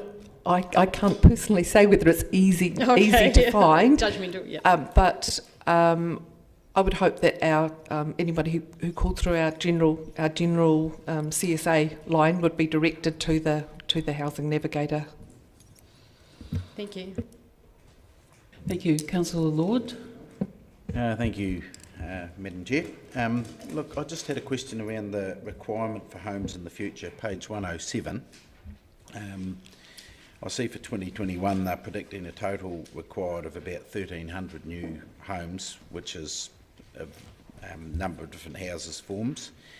But then at 2038 that they're actually talking right out to 4,650. Now, I just asked the question, I'm not sure it was last week or the week before, but about the medium growth versus low growth, and it was answered to me, and somebody else also asked a similar question, that by 2028 they really are predicting that we will resume a much more normal growth pattern. And I'm just wondering if those figures are presuming that we stay on medium or get to some high growth rate, or is that what we think we'll still require in a low growth environment? So I'm afraid I can't answer that, Councillor, because I'm not clear. I don't understand how the housing task force came to be with these figures. But you can answer it. Yeah. Oh, Joy will answer it. Kia ora, Councillor. They are based on medium growth still, but they're also noting that we are quite, we were originally quite behind anyway, so we're still really playing catch up as a city in terms of getting sufficient housing in to meet current and projected need. On that basis, then, if we go into a low growth, is there any degree of confidence that those houses would ever be built? Sorry, could I ask you to repeat the question? Yeah, sorry. Yeah, well, on the assumption that I think it was Nathan Stockwell's answers last week that they're reasonably confident that we will resume a period after 2028 of much more normal growth, and to be in a slow growth again. So if that is the case, is there any likelihood that those homes will be built? I think that's going to be difficult to say at this time. Sorry, it probably requires a bit of crystal ball gazing, and it will depend how much actually, that's the target, but actually how much housing is actually built at that time in 2038 will be, in 28 will be difficult to know. Okay, thank you. Councillor Houlihan. Thank you. Kia ora. As a first-time councillor, I'm just wondering if anyone can explain to me, did the Mayor's Housing Task Force come in under Mayor Carl or under our current Mayor now? And is it all the mayors of the southern region, or I'm just wanting a bit of background? My understanding was Dunedin, it was Mayor Cull, and I think a couple of the councillors sitting around the table today, including the current mayor, were involved in the task force. Right, okay. So if we have no budget for this, is it proposed that if we agreed with this money would add to our debt? Is that what we're proposing? And what we're proposing, councillor, as part of the report, is to review the action plan in line with the work that the council have asked us to do with regard to updating the strategy and the housing policy. And we're proposing to come back to you with a plan in June. We'll have a much better idea at that point what resources may be required, but we don't have an idea of that at the moment. Okay, thank you. And what is the likelihood of us having a low growth rate? It's probably pretty nil, isn't it? Well, I would refer you back to the report that we presented to council last month with the significant forecasting assumptions, which is something the councillor over here has just referred to. So we're in a mid-growth, moving into a slowing up of that by 2038, I think. We've been recently having meetings around the 2GP and planning for growth, and certainly nowhere in there did I hear, anyway, unless I missed it, that there was an indication of us slowing right down or really low growth. So I can assure you that those two departments have worked together and they are aligned, and that's why those forecasting assumptions have been put forward for the 10-year plan. Right, so you're saying that with all the people that are likely to come to New Zealand from COVID that we could have a low growth? It is based on best estimates at this point in time, and that's all we can do. Wow, that's amazing. Thank you. Thank you. Councillor Reddick. Is it possible to just clarify that, that the projected period of low growth follows a period of medium growth? So that was the message that hopefully was coming through from the city development staff, that we're planning first for a period of steady growth. The low growth is projected later on. Yeah. Councillor Reddick? Yes, just looking at the table on 107, at the projection in demand for standalone houses versus attached units. Are you aware that that appears to contradict the planning information we received last week? So what I would like to do, councillor, is I'm not sure where these figures came from back in 2019, and I need to go away and check how they match with the forecasting assumptions that have been provided, on the basis that I would estimate that the current forecasting estimates are probably more accurate than these. And as part of the action plan that we'll be developing, we'll be reviewing whether these are still up to date and pertinent. Great, thank you. Thank you. Councillor Gary. My question's a question for clarity. I'm assuming the disparity in the figures and the high growth, or the medium growth versus medium growth, low growth, is around the fact that the report was written, the plan was written in 2019, pre-COVID, and we're now talking post-COVID forecasting. Would that be correct? Yes. Thank you. Councillor Alder. Delivery recommendations, building homes to meet community need. I'm just reading about our looking at our social housing, and there's mention in the Mayor's Task Force about partnerships with Kāinga Ora and looking at housing trusts, and I was just wondering where that action is or what's happening in that space. So I can't answer it in specific detail, other than to assure you that our property staff and community staff are working well with Kāinga Ora, and I guess I'm really keen that we present a plan to you in June that describes fully what the plans will be moving forward, so you've got it really clear in front of you. Thank you. Thank you, Your Worship. Thank you, Madam Chair, and much of the discussion is around supply of housing and the affordability of housing, but the quality of housing remains an issue. And I appreciate that this is reporting back against the things that are explicitly mentioned in the housing action plan itself.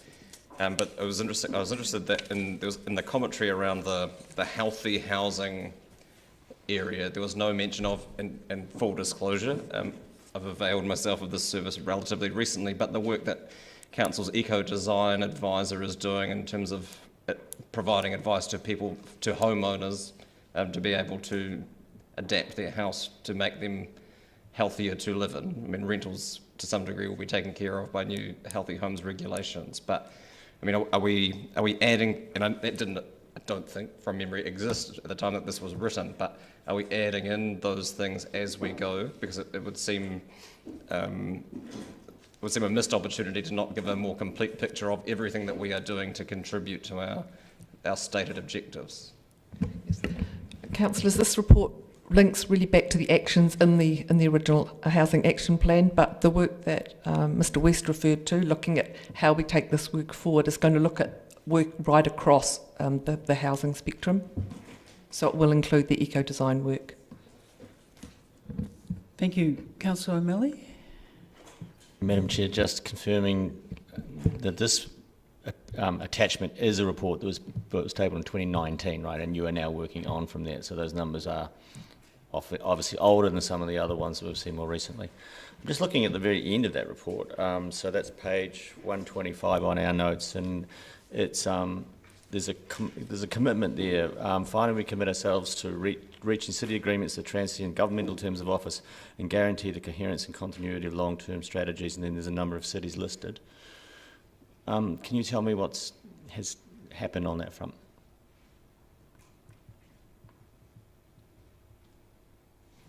I can't answer that for you today, but I can certainly find that out for you.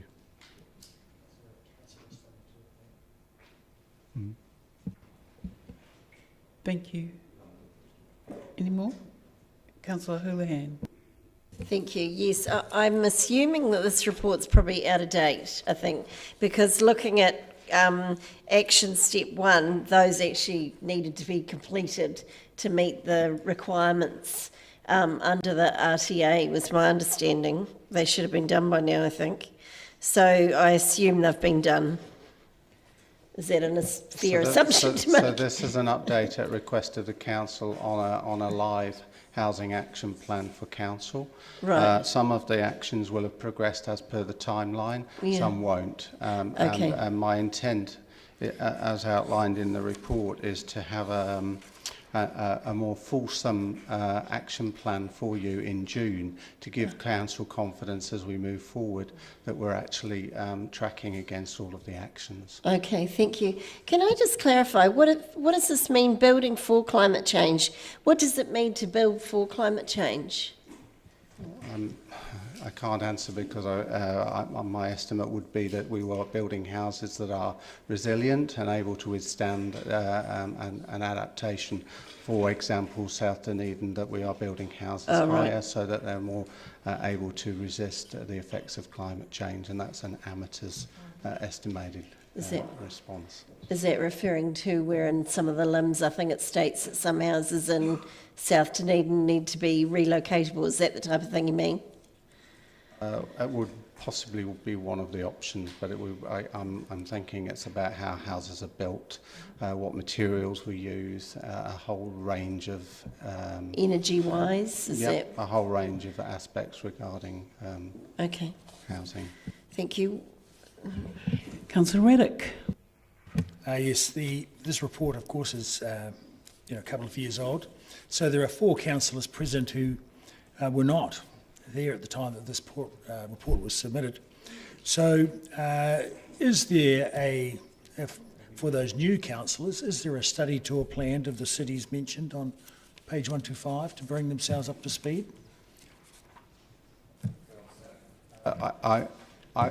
As the councillor previously, as I can't answer that, I will try and find out. As I say, we don't... we will consider that as part of our plan that we put forward to council in June. Thank you. Your Worship. Yeah, thank you. Because a number of people have commented that the report is old. The report isn't. The report is dated 16th of February 2021. It comes with an attachment that was presented to Council in 2019, and that's a critical distinction. And it's helpful to know that this work will be updated and presented back to us in June, but that follows, or is the intention for it to come to the, my head still says May, but it's in June now, the deliberations meeting. So the intent is an action plan on the housing action plan. A plan for moving forward with this piece of work comes to this committee in June, but Council have asked some specific questions around community housing in the 10-year plan around growth. So I'm aware of that. And whilst they're two separate pieces of work, the aim is to look at this moving forward because it's a very complex situation that we look at housing and try the plan that comes in June may well look at how we interweave the work that we're doing to make sure that we've got a consistent way forward. But that committee round will come following decisions that have been made on the 10-year plan in terms of how we might want to resource or scale up or otherwise the work that is outlined in that plan. Is that a fair summary of how you see the timeline working? That is a potential, yes. Okay, thank you. There are no more questions. There appear to be no more questions. So thank you very much to the staff. Thank you very much for your patience. I'm quite happy to move that the committee notes the update on the Mayor's Task Force for Housing, Housing Action Plan for Dunedin 2019 to 2039.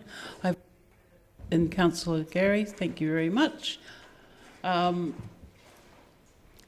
going to waive my right to speak in that, to me, it's very self-explanatory what we've asked the staff to do. They've delivered. There are ongoing issues, and we have a lot of work to do. So I'd just like to record again my thanks to the staff for doing as we asked in 2019 and 2020, 2021. And that's it. Any other speakers? Councillor Manvis. On page 93, the first of 32 pages, I noted that the Housing Action Plan sets out 16 actions. So I went looking for the 16 actions and found them quite a bit later on. Luckily, they had the word action in front of all 16 of them because I wouldn't have recognised them as actions otherwise. To me, an action is something that you actually do something material. If we look at page 104 and the claimed 16 actions. Action 1 is to advocate, action 2 is to continue, action 3 is basically to show leadership, action 4, council becomes a member, then it goes on to completes an assessment. Then there was a possible action that did excite me, and that was utilise and encourage new technology and construction methods. Well, I thought, here goes something that we should actually be looking at. But then I remembered that I'd actually brought up this very issue only a couple of weeks ago at Council in a public meeting, talking about the new technology that in particular allows building to be built off-grid. The new septic tank systems that are gravity fed and don't require any hooking up to the grid, solar power, independent systems, etc. Things that could, I believe, provide a lot more of the kind of residential housing that a lot of people want. But unfortunately, His Worship the Mayor dismissed this as survivalist fantasy. And Dr. Johnson, who's in charge of the planning department, said that the only advantage of this kind of development would be giving people what they want. I carried on and had a look through all the rest of it, facilitate use of publicly owned, adopts a policy, have a facilitator, scale up strategy, prioritise, explore, advocate, contribute to any new reviews as well as review. These are all the 16 actions that are spoken of. And as a sixth generation builder, I can't see these actions actually producing any of the new housing that we require.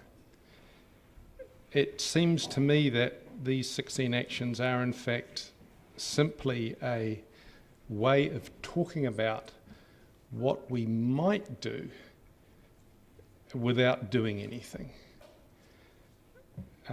The claims that this is somehow showing leadership leave me perplexed.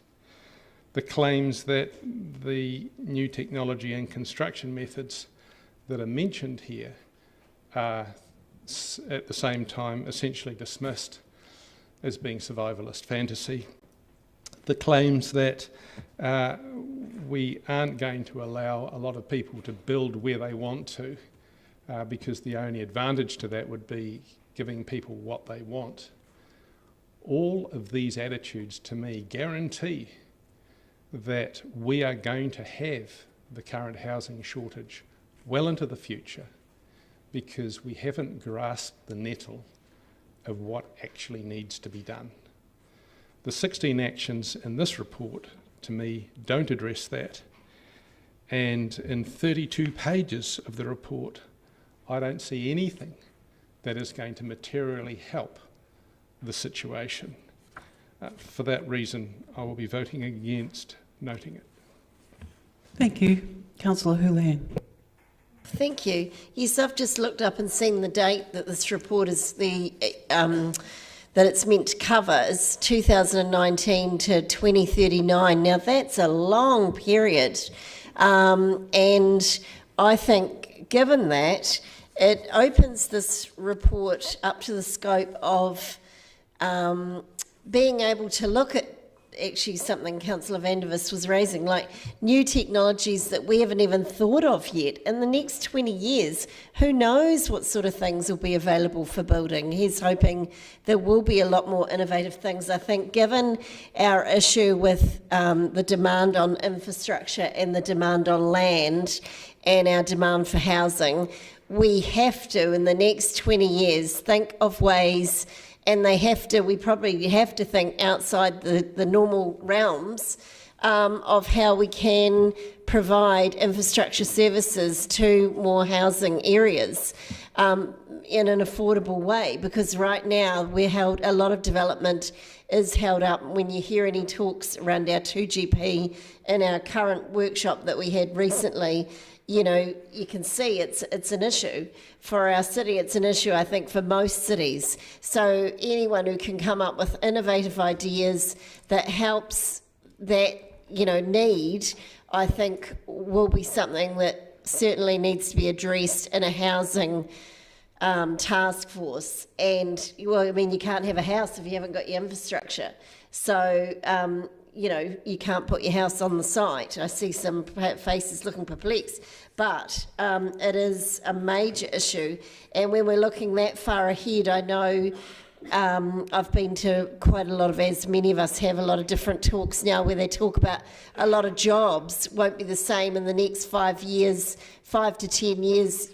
Our employment structures and everything about what people will be doing could be quite different. And so that will affect how they live, where they want to live. So all of those. So the challenge I'm putting out here for this report is that I think it could be more innovative and more entrepreneurial and more challenging the norms. I think it obviously covers some things in here, but there's plenty of scope for more in here, because I think we've proven as a city on other things that we've been leaders in, for example, the climate change things, that the action steps that this council took, have shown the leadership. I think climate change is going to be relevant come 2039 if we're going by those dates, and if we're able to meet our requirements, it means we would have met that. So I think what we need to see more of is what does it mean to build a climate change house like broken down, and start talking about that now, because there's no point just having that as a small note in a report. I mean, we need to be working with people actively to make these changes happen, if it's going to happen. Thank you. Thank you, Councillor Gary. Thank you, Madam Chair. I wasn't going to speak, but I feel the need to. I understand that some around the table weren't part of the training where this was formulated, but I just want to remind colleagues that the Mayor commissioned this task force, and then Councillor Hawkins chaired it, and there were other councillors involved with this, and it drew on a very wide range of stakeholders throughout the city. The scope was very wide, and I recall attending the Hui when the plan, I believe, was presented, and I certainly found a point of pride that we had progressed things to that point. Now, the important thing to remember is that it was a point in time, and so much has changed in our city and in our world so recently that of course this is going to be out of date already. And it needs to be a living document. So of course, as we move on to the next part of what the staff have been asked to do, and they'll come back in June, then we'll see evidence of that living document. And so thank you to the staff for their report against the action plan, and I look forward to June and the updates. Councillor Raddick. Yes, well, the words of Councillor Vandiver certainly resonated with me. However, as the staff have said, they are going to be updating the report and coming through with an action plan for June. So I think it's only right that I certainly support the noting and give them the opportunity to update and come back with an action plan. Thank you, Councillor Benson-Pope. Thank you, Madam Chair. Just like to provide a little bit of context for old councillors and older councillors. I suspect the answer that staff will come back with around the figures in the report that have been questioned about capacity will reveal that they were at the time of the publication of the 2GP and prior to Variation 2, which you know is underway. Mediations are happening at the moment about some of the capacity issues as part of the 2GP appeals process, let alone what Variation 2 will reveal.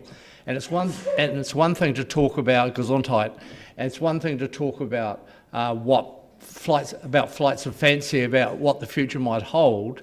But please don't forget, colleagues, that we've just been through a very extensive and very expensive public process consulting with our community about the spatial plan, which was the genesis of the second generation plan and is the template for development in the city.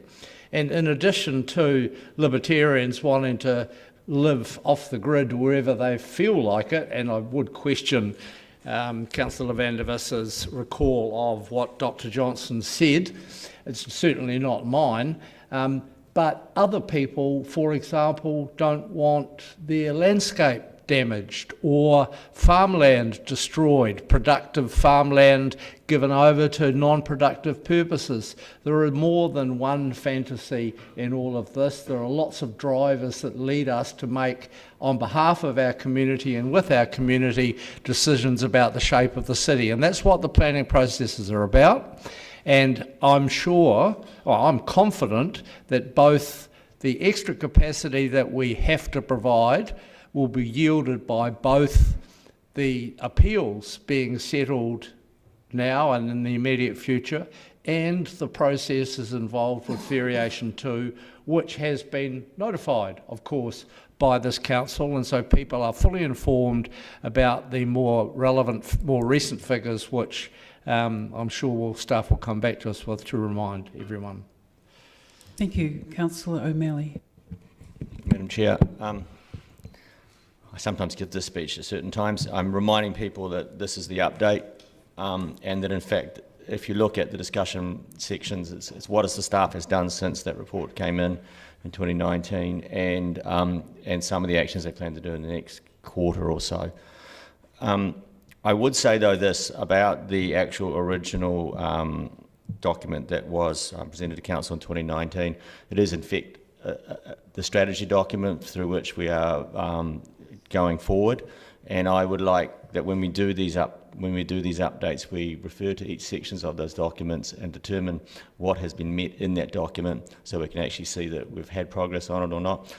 My question, I know, was slightly facetious, but I feel that we probably haven't had a lot of discussion with the cities listed at the end of that document and gone forward with that. So I think one of the other things, and this was an experience I had with the Waste Minimisation and Management Plan, you should also look at these documents and ask yourself, is every aspect of that document still relevant? Will we keep going forward with it? And what will we add to it as we go forward? But I want to thank you for what you've done, and I want to note that you have actually updated since this one came in 2019. Thank you. Councillor Elder. Hi, I just want to say again thank you for this report, and really welcome the review and update of this strategy, because in fact since 2019 when this report was produced, lots of things have changed, and so I really welcome this report. And another note I might add is I would like to see that not just local government be addressing this issue, that central government should be looking at ways in which they can support the growth of social housing in communities across this country.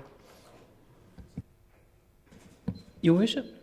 Yeah, thank you, Madam Chairman. Seeing as my comments have been presented at this forum out of context, it seems helpful to be able to contextualise them.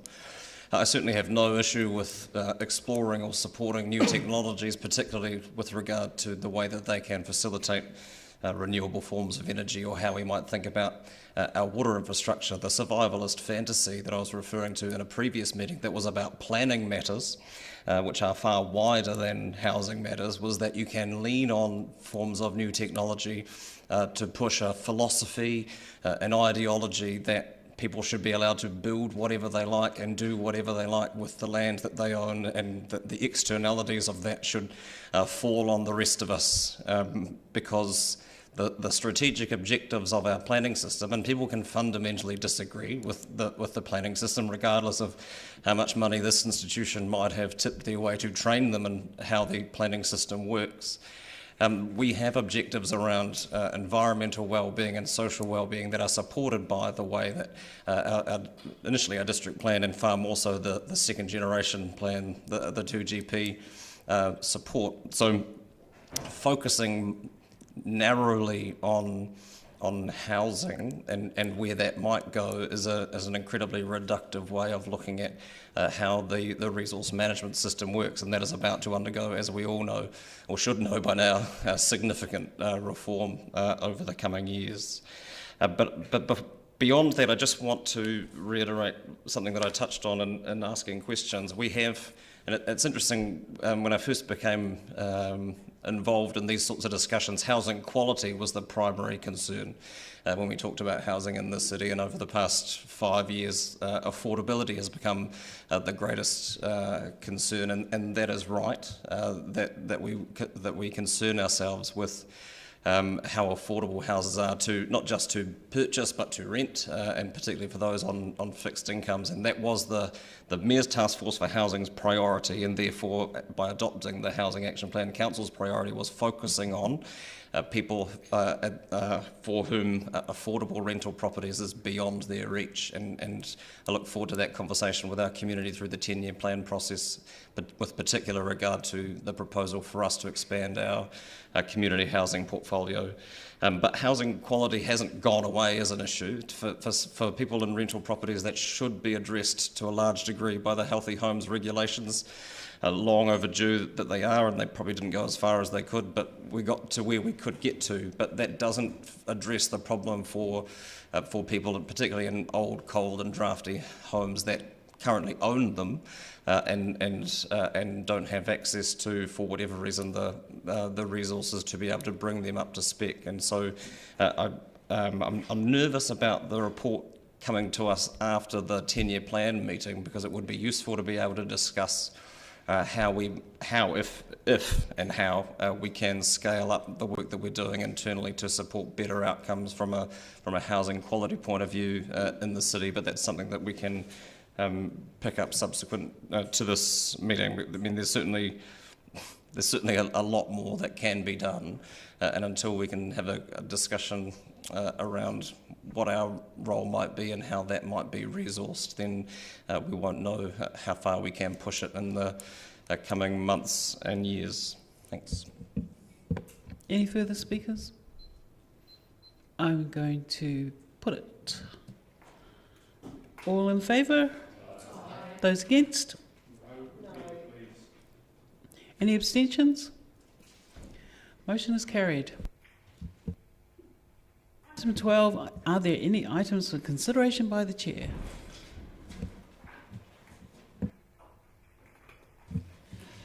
I was wondering, given that Ian made the comment that he would be happy to take a tour of councillors through and update council on the issues, well, give everybody a chance to see the museum and the issues that it's facing, whether that was something that could be organised. Thank you. Any others? There being no others, I will declare the meeting closed. Yes, and we'll have an adjournment till 3 o'clock to allow for movement, etc.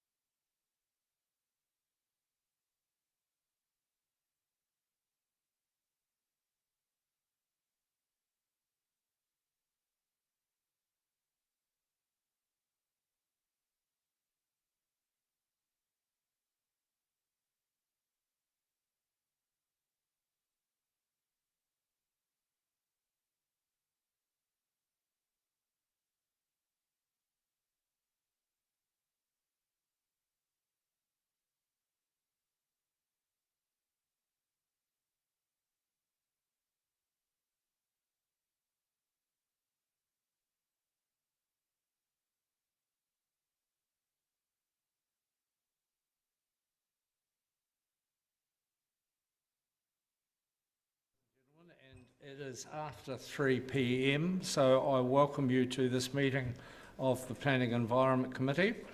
I'm assuming that everyone present now was present earlier for the housekeeping and the location of the toilets, and so we'll take that as read. There is no public forum, there are no apologies, and I'll move that we confirm the agenda without alteration. Councillor Hall seconding. Any discussion? Those in favour, please say aye. Those against? There appear to be none. That's agreed. I'm reminding everyone of the need to stand aside from decision making when a conflict arises. Are there any changes to be made to the declaration of interest? There appear to be none. We'll confirm it. Seconded Councillor, moved Councillor Lord, seconded Councillor Gary. Those in favour, please say aye. Aye. Against, no. That's agreed.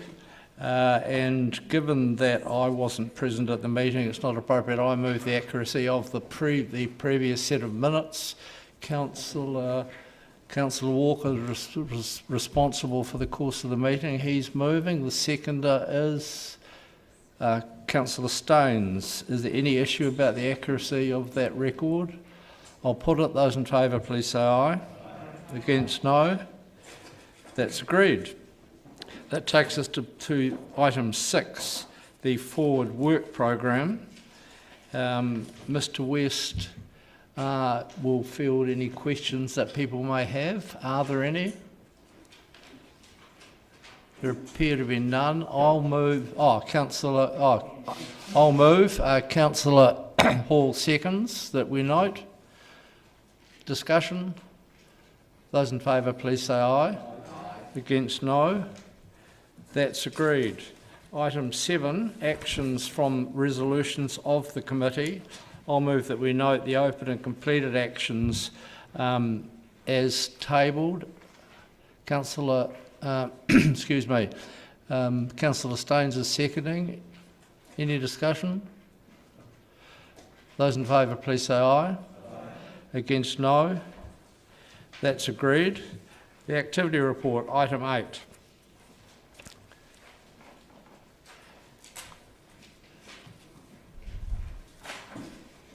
Questions, Councillor. Does staff want to make any comment about any particular issues? No typos, no major blunders? Not that we're aware of. Questions, councillors. Councillor Barker.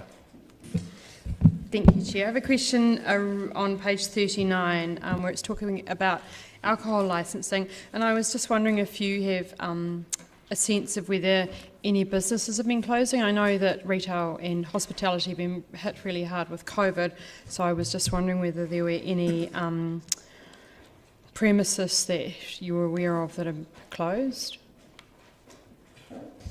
Not that I'm aware of, but I will check for you. Thank you.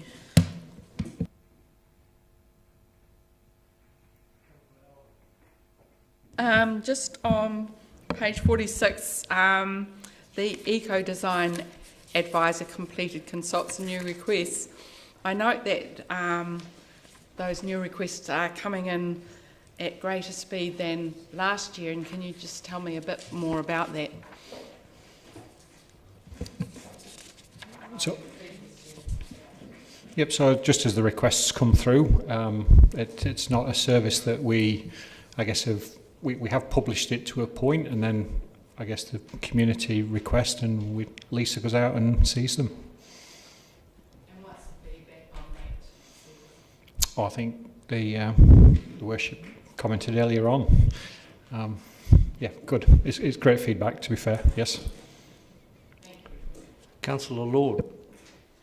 Yes, look, I have no doubt whatsoever that the report is correct, but I look at item or paragraph 18. Despite the high volumes, 99.7% of consents were processed within the 20 working days.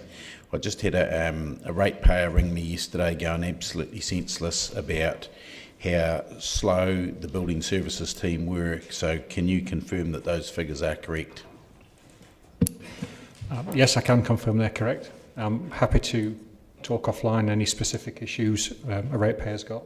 No, it was just, there was no specific issue, it was just his general view, so I'm just happy to see that's not the case. Yeah, thank you, Councillor. As I've said in a couple of other fora, I think it's really important that when people make these unfounded statements about those issues, that we actually challenge it and ask for specific details so that they can be followed up. Because in my experience, and there is often, if there is an unreasonable delay or a problem, it's often mostly not of our making, and most of those claims do not, in fact, reflect reality. Can I ask a question, please, about paragraph 20? In the section about alcohol licensing, I'm just thinking that referring to people being trained for commencing opposition hearings is unhelpful. The opposed hearings, I think, would be more appropriate, because that's when hearings take place, when there is an issue or dissatisfaction. So just a semantic issue, sorry. Councillor Gary. Thank you, Mr Chair. Page 44, item 39, Te Tura. I was just curious to know why the 3-month period for returning money. In my experience of the Biodiversity Fund, as an example, it's a great deal longer than that, and I just wondered why it's such a short period. There's probably a really good reason, but why was 3 months chosen? I'm afraid I can't answer that. I'll definitely find out for you, though. Thank you. Thank you. Further questions? Councillor Barker. Thank you, Chair. I just wanted, page 41, number 25, about parking services enforcement. It's been, I noticed there's a great big blip in February about customer service requests, and I'm going to make a large assumption here that it's possibly around parking around schools. And I just wonder whether there's a proactive ramping up of checking parking around schools during February, or is it just by complaint? That's my understanding, it is by complaint, but I can check that for you as well. There was a lot of online talk about this, that's why I'm asking that question. My next question is around the number of parking infringements issued, and I noticed that it's quite low. I'm hazarding another guess here, and I just wonder if you would have a sense of the answer. Would that be because of the lack of visitors to the city? I think it's also a contributory factor that we have a number of staff vacancies currently for those roles. I can't comment on the visitor question. Councillor O'Malley. Oh, wait, I have one more question. Sorry. Just around page 44, Heritage on 37, where it talks about the options for a public heritage offering to bridge the great gap to the next Heritage Awards, and it says suggestions are welcome from everyone with an interest in heritage, and I just wondered where we would send those people to with those suggestions. Those suggestions should come back to City Development Team. Dr. Farmina is currently not working in the office, but she'll be receiving emails, so City Development Team and the Heritage Advisor. Thank you. Councillor O'Malley. Thank you, Mr Chair. I'm just going to go back and sort of question again around the 20 working day statutory time frame for consent. Am I correct that if a question goes back to the person requesting the consent, then the clock is stopped until that question is answered, then it comes back, and that's how you calculate your 20 days? Is that, it's more like 20 contact days than as opposed to 20 days from here to then? So the clock starts once we've received a completed application. If we have to stop the clock and ask for further information at, say, day 10, it stays at day 10. Once information comes back in that we've asked for, the clock starts again at day 10, so the next day is day 11. So we only have 20 working days. Great. And then basically what I'm going to say next is a comment, so I'll wait till my speech, but thank you very much. Well, actually, the question I have is, how often does, when someone's put in a consent, that event occur where they put something in and then they're asked to fill it out and then it moves on. So obviously from that person's perspective it was more than 20 days, but I hear what you're saying. Is it relatively common, and in that regard, whether that's a yes or no, for when it does occur, how often is it that the person putting in the consent is unaware of the processes they're working with, so therefore if they were to be able to be assisted in some way or another, could they potentially be more efficient in their dealing with your department? So generally we're dealing with designers and architects and professionals, so they do know the system. I'm not sure what messaging they're giving to their clients. If there are lots of requests for further information, we will from time to time copy in the client to indicate to them that this is why it's taking so long. Thank you. Mayor Hawkins. Thank you, Mr. Chairman. A question perhaps yourself or the chair of the relevant fund can answer, but on the top of page 44, summarising some are on page 43, the fine projects that are being funded through the Dunedin Heritage Fund, some of those grants are to be confirmed. I just wonder how we end up in a situation. I'm seeking reassurance that we haven't written blank cheques for people to then pay for the work, however much it costs, but it seems odd from a funding approach point of view. I think I'm probably, as a member of the fund, able to answer that. I noticed those two and I thought that was unusual, but in fact there is an ongoing discussion about, for example, the Montpellier Street site. There was a certain level of funding promised and we've asked for more information before that was confirmed. So that's why there's no specific figure on the total. And I don't recall the issue around 62 and 64 Dundas Street, I'm sorry. Do you want to have any information that you can add to that?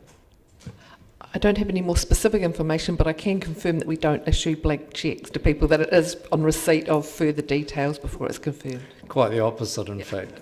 Thank you. Councillor Raddick. Oh, I'm sorry, Councillor Gary first. Thank you, Mr. Chair. Just another follow-up question on the consent matter. Would it be correct to assume that if you're dealing with professionals, which you mostly are, and you have the pre-application meeting option, which you offer, that the standard of application you'd expect to be fairly high if it's coming from professionals, but that's directly proportional to often to the time it takes, not always, but often. Would that be a fair comment? The quality of the applications are mixed, Councillor. So if the applications of a high standard, it's probably more likely to go through more quickly, a smoother process. Would that be a fair enough expectation? Correct. Councillor Raddick. Yes, the RFI is a bit of a question out there. I've had several people comment about it, although no one complained per se. Is it possible to get an idea of the numbers of consents that have RFIs associated with them? Yep, certainly I can get that information and send that through to you. Thank you. Councillor Hall.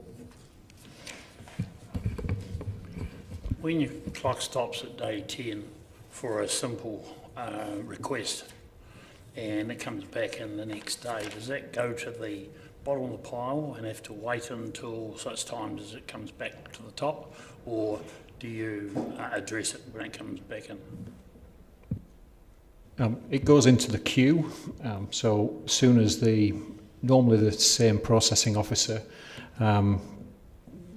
when they're next free, we'll look at that one. Yep. So it could be, if you're busy, it could be a week or 10 days before it comes back. Correct. Yep. Councillor Houlihan.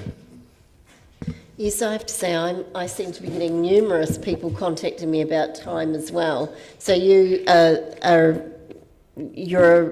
assuring us today that 20 days is the maximum people have to wait. Is that what you're saying?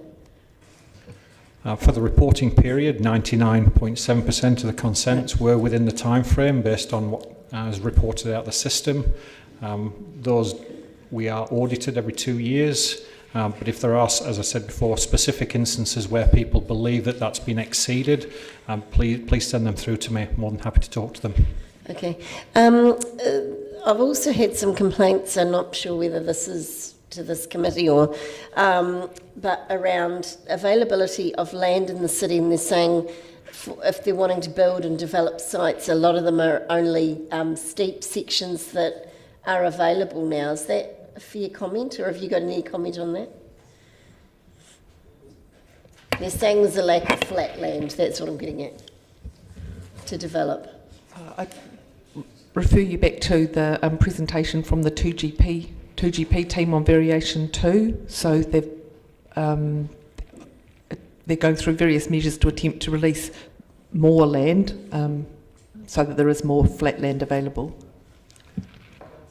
Can I just ask, apropos of what you just said and what I said at the start of the report, did you actually do anything about passing those complaints on and getting actual information about them? I have spoken to Dr. Johnson about some of them, but some of the people who complained were in mediation around the 2GP. Oh, all right, thank you. Further questions? I'd like to thank staff for what is actually a sterling performance in terms of the deadlines being met and this reporting. Well done. Do I have a seconder, please? Councillor Lord. Further speakers? Councillor Lord. Yeah, well, I'd just like to say my comments were in no way inferring, or my questions were in no way having any doubt about the statutory timelines. In fact, I note that the average time is 13 working days, which I think is an outstanding level. And my reason for asking the question, and even for my speaking now, is simply because perception is often wrong. People have ideas that the council never get anything right. I know one example where a ratepayer rang me complaining about the length of time. I rang Mr McLeod at the time, and the consent had arrived that day, had been posted the previous day, and was due 3 hours later. It was ready to be processed. It was processed and granted within 3 hours. So I just think I think it's noted that 13 days is pretty outstanding record, and if people can't get their consents right, it's not because of lack of help down at the front desk either. So yeah, that's very good. Or the phone call to you did the trick. Councillor O'Malley. Thank you, Mr. Chair.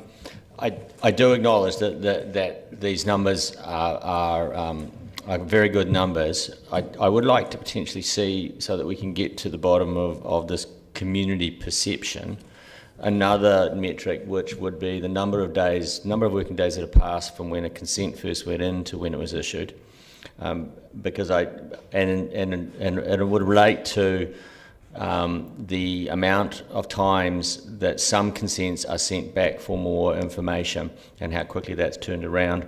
Not by any means as a criticism of staff, but actually to get a sense of the building community's ability to interface with the council. So this is not by any means support of the spurious claims of a failed council that fall from the sky all the time, but really to actually get a sense of really how often does this happen, how often do they just sail straight on through, so we get a sense of really what's the quality of the consents going in, and then maybe what role could the council play in terms of making sure this gets even more smooth. We have the position of the, I think it's now called a building ambassador, and we do have the old red carpet system, and they seem to be often as not reserved for very big projects and other such things. And I've always been advocating that they should also be there for the inexperienced person who doesn't do this very often, because they may only do this once in their life. And the idea that everybody's got the money to pay for the professional to do every aspect of it, I don't know if we even have the right to really say that of our community either. I have had the experience of where we have used professionals and it went brilliantly. And they do put in the right forms, and it doesn't. And the number of questions that come back are very small. And so I think that the staff at the staff end are processing the consents very well. I would like to know, though, are we interfacing well with our community? Thank you, Councillor Gary. Thank you, Mr. Chair. I just want to touch on a couple of points. I sat in, after I had had a number of complaints some years ago, I sat in that department to try and understand the process and got a much better idea of what was involved, and came away understanding that we have different qualities of applications, and no, it wouldn't always be that a professional would be putting in the application, but by and large that tends to be what happens now. And that working to educate the professionals is a really important part of what that department does, and I commend them for the work they do in that and the way they receive constructive feedback. They're very open to that.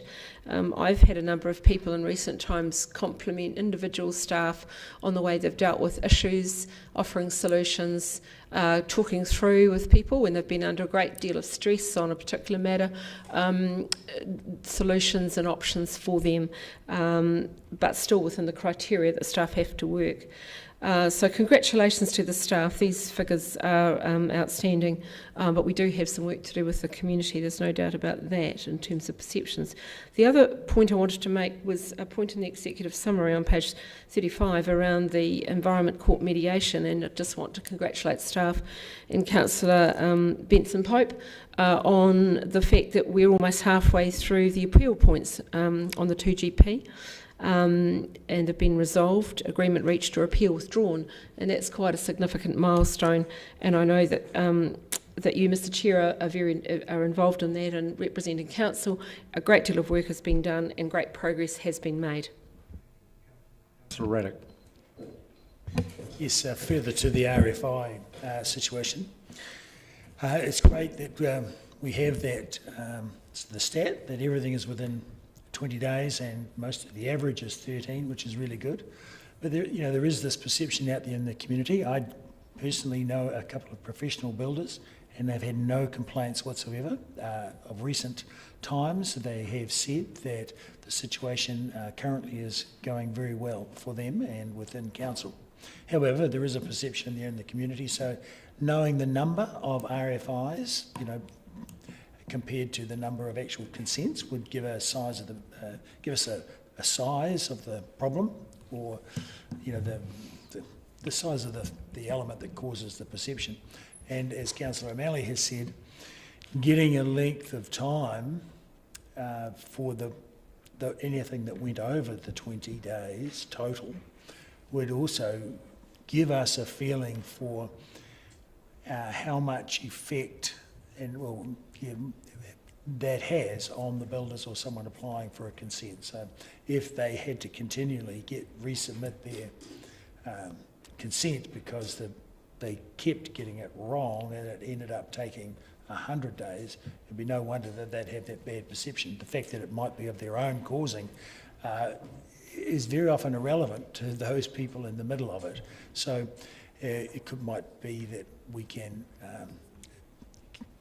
place an early intervention that would prevent all of that. So it'd be just for our own purposes. Thank you. Well, Mr. Henderson's heard the request, and I'm sure the next report will include the information asked for in a meaningful way, in whichever is most useful. No further. Councillor Barker. It's very short. I just want to commend the work of the team. When we go back to the housing action plan, we see that there was a case manager housing development that was employed, not building ambassador, but pedantics. And also user-friendly guide to building your own home booklet, which was produced and published in November 2020. And the website, because I went and looked on there for the Building Navigator, is really, I think, quite user-friendly, and certainly it's been great just for residential builders to have that user-friendly guide. Thank you. All right, I'll put it. Those in favour, please say aye. Aye. Against, no. That is agreed. Are there any matters for consideration by the Chair? There appear to be none. I'll close the meeting. Thank you for your attendance. Have a safe, even and productive evening. What?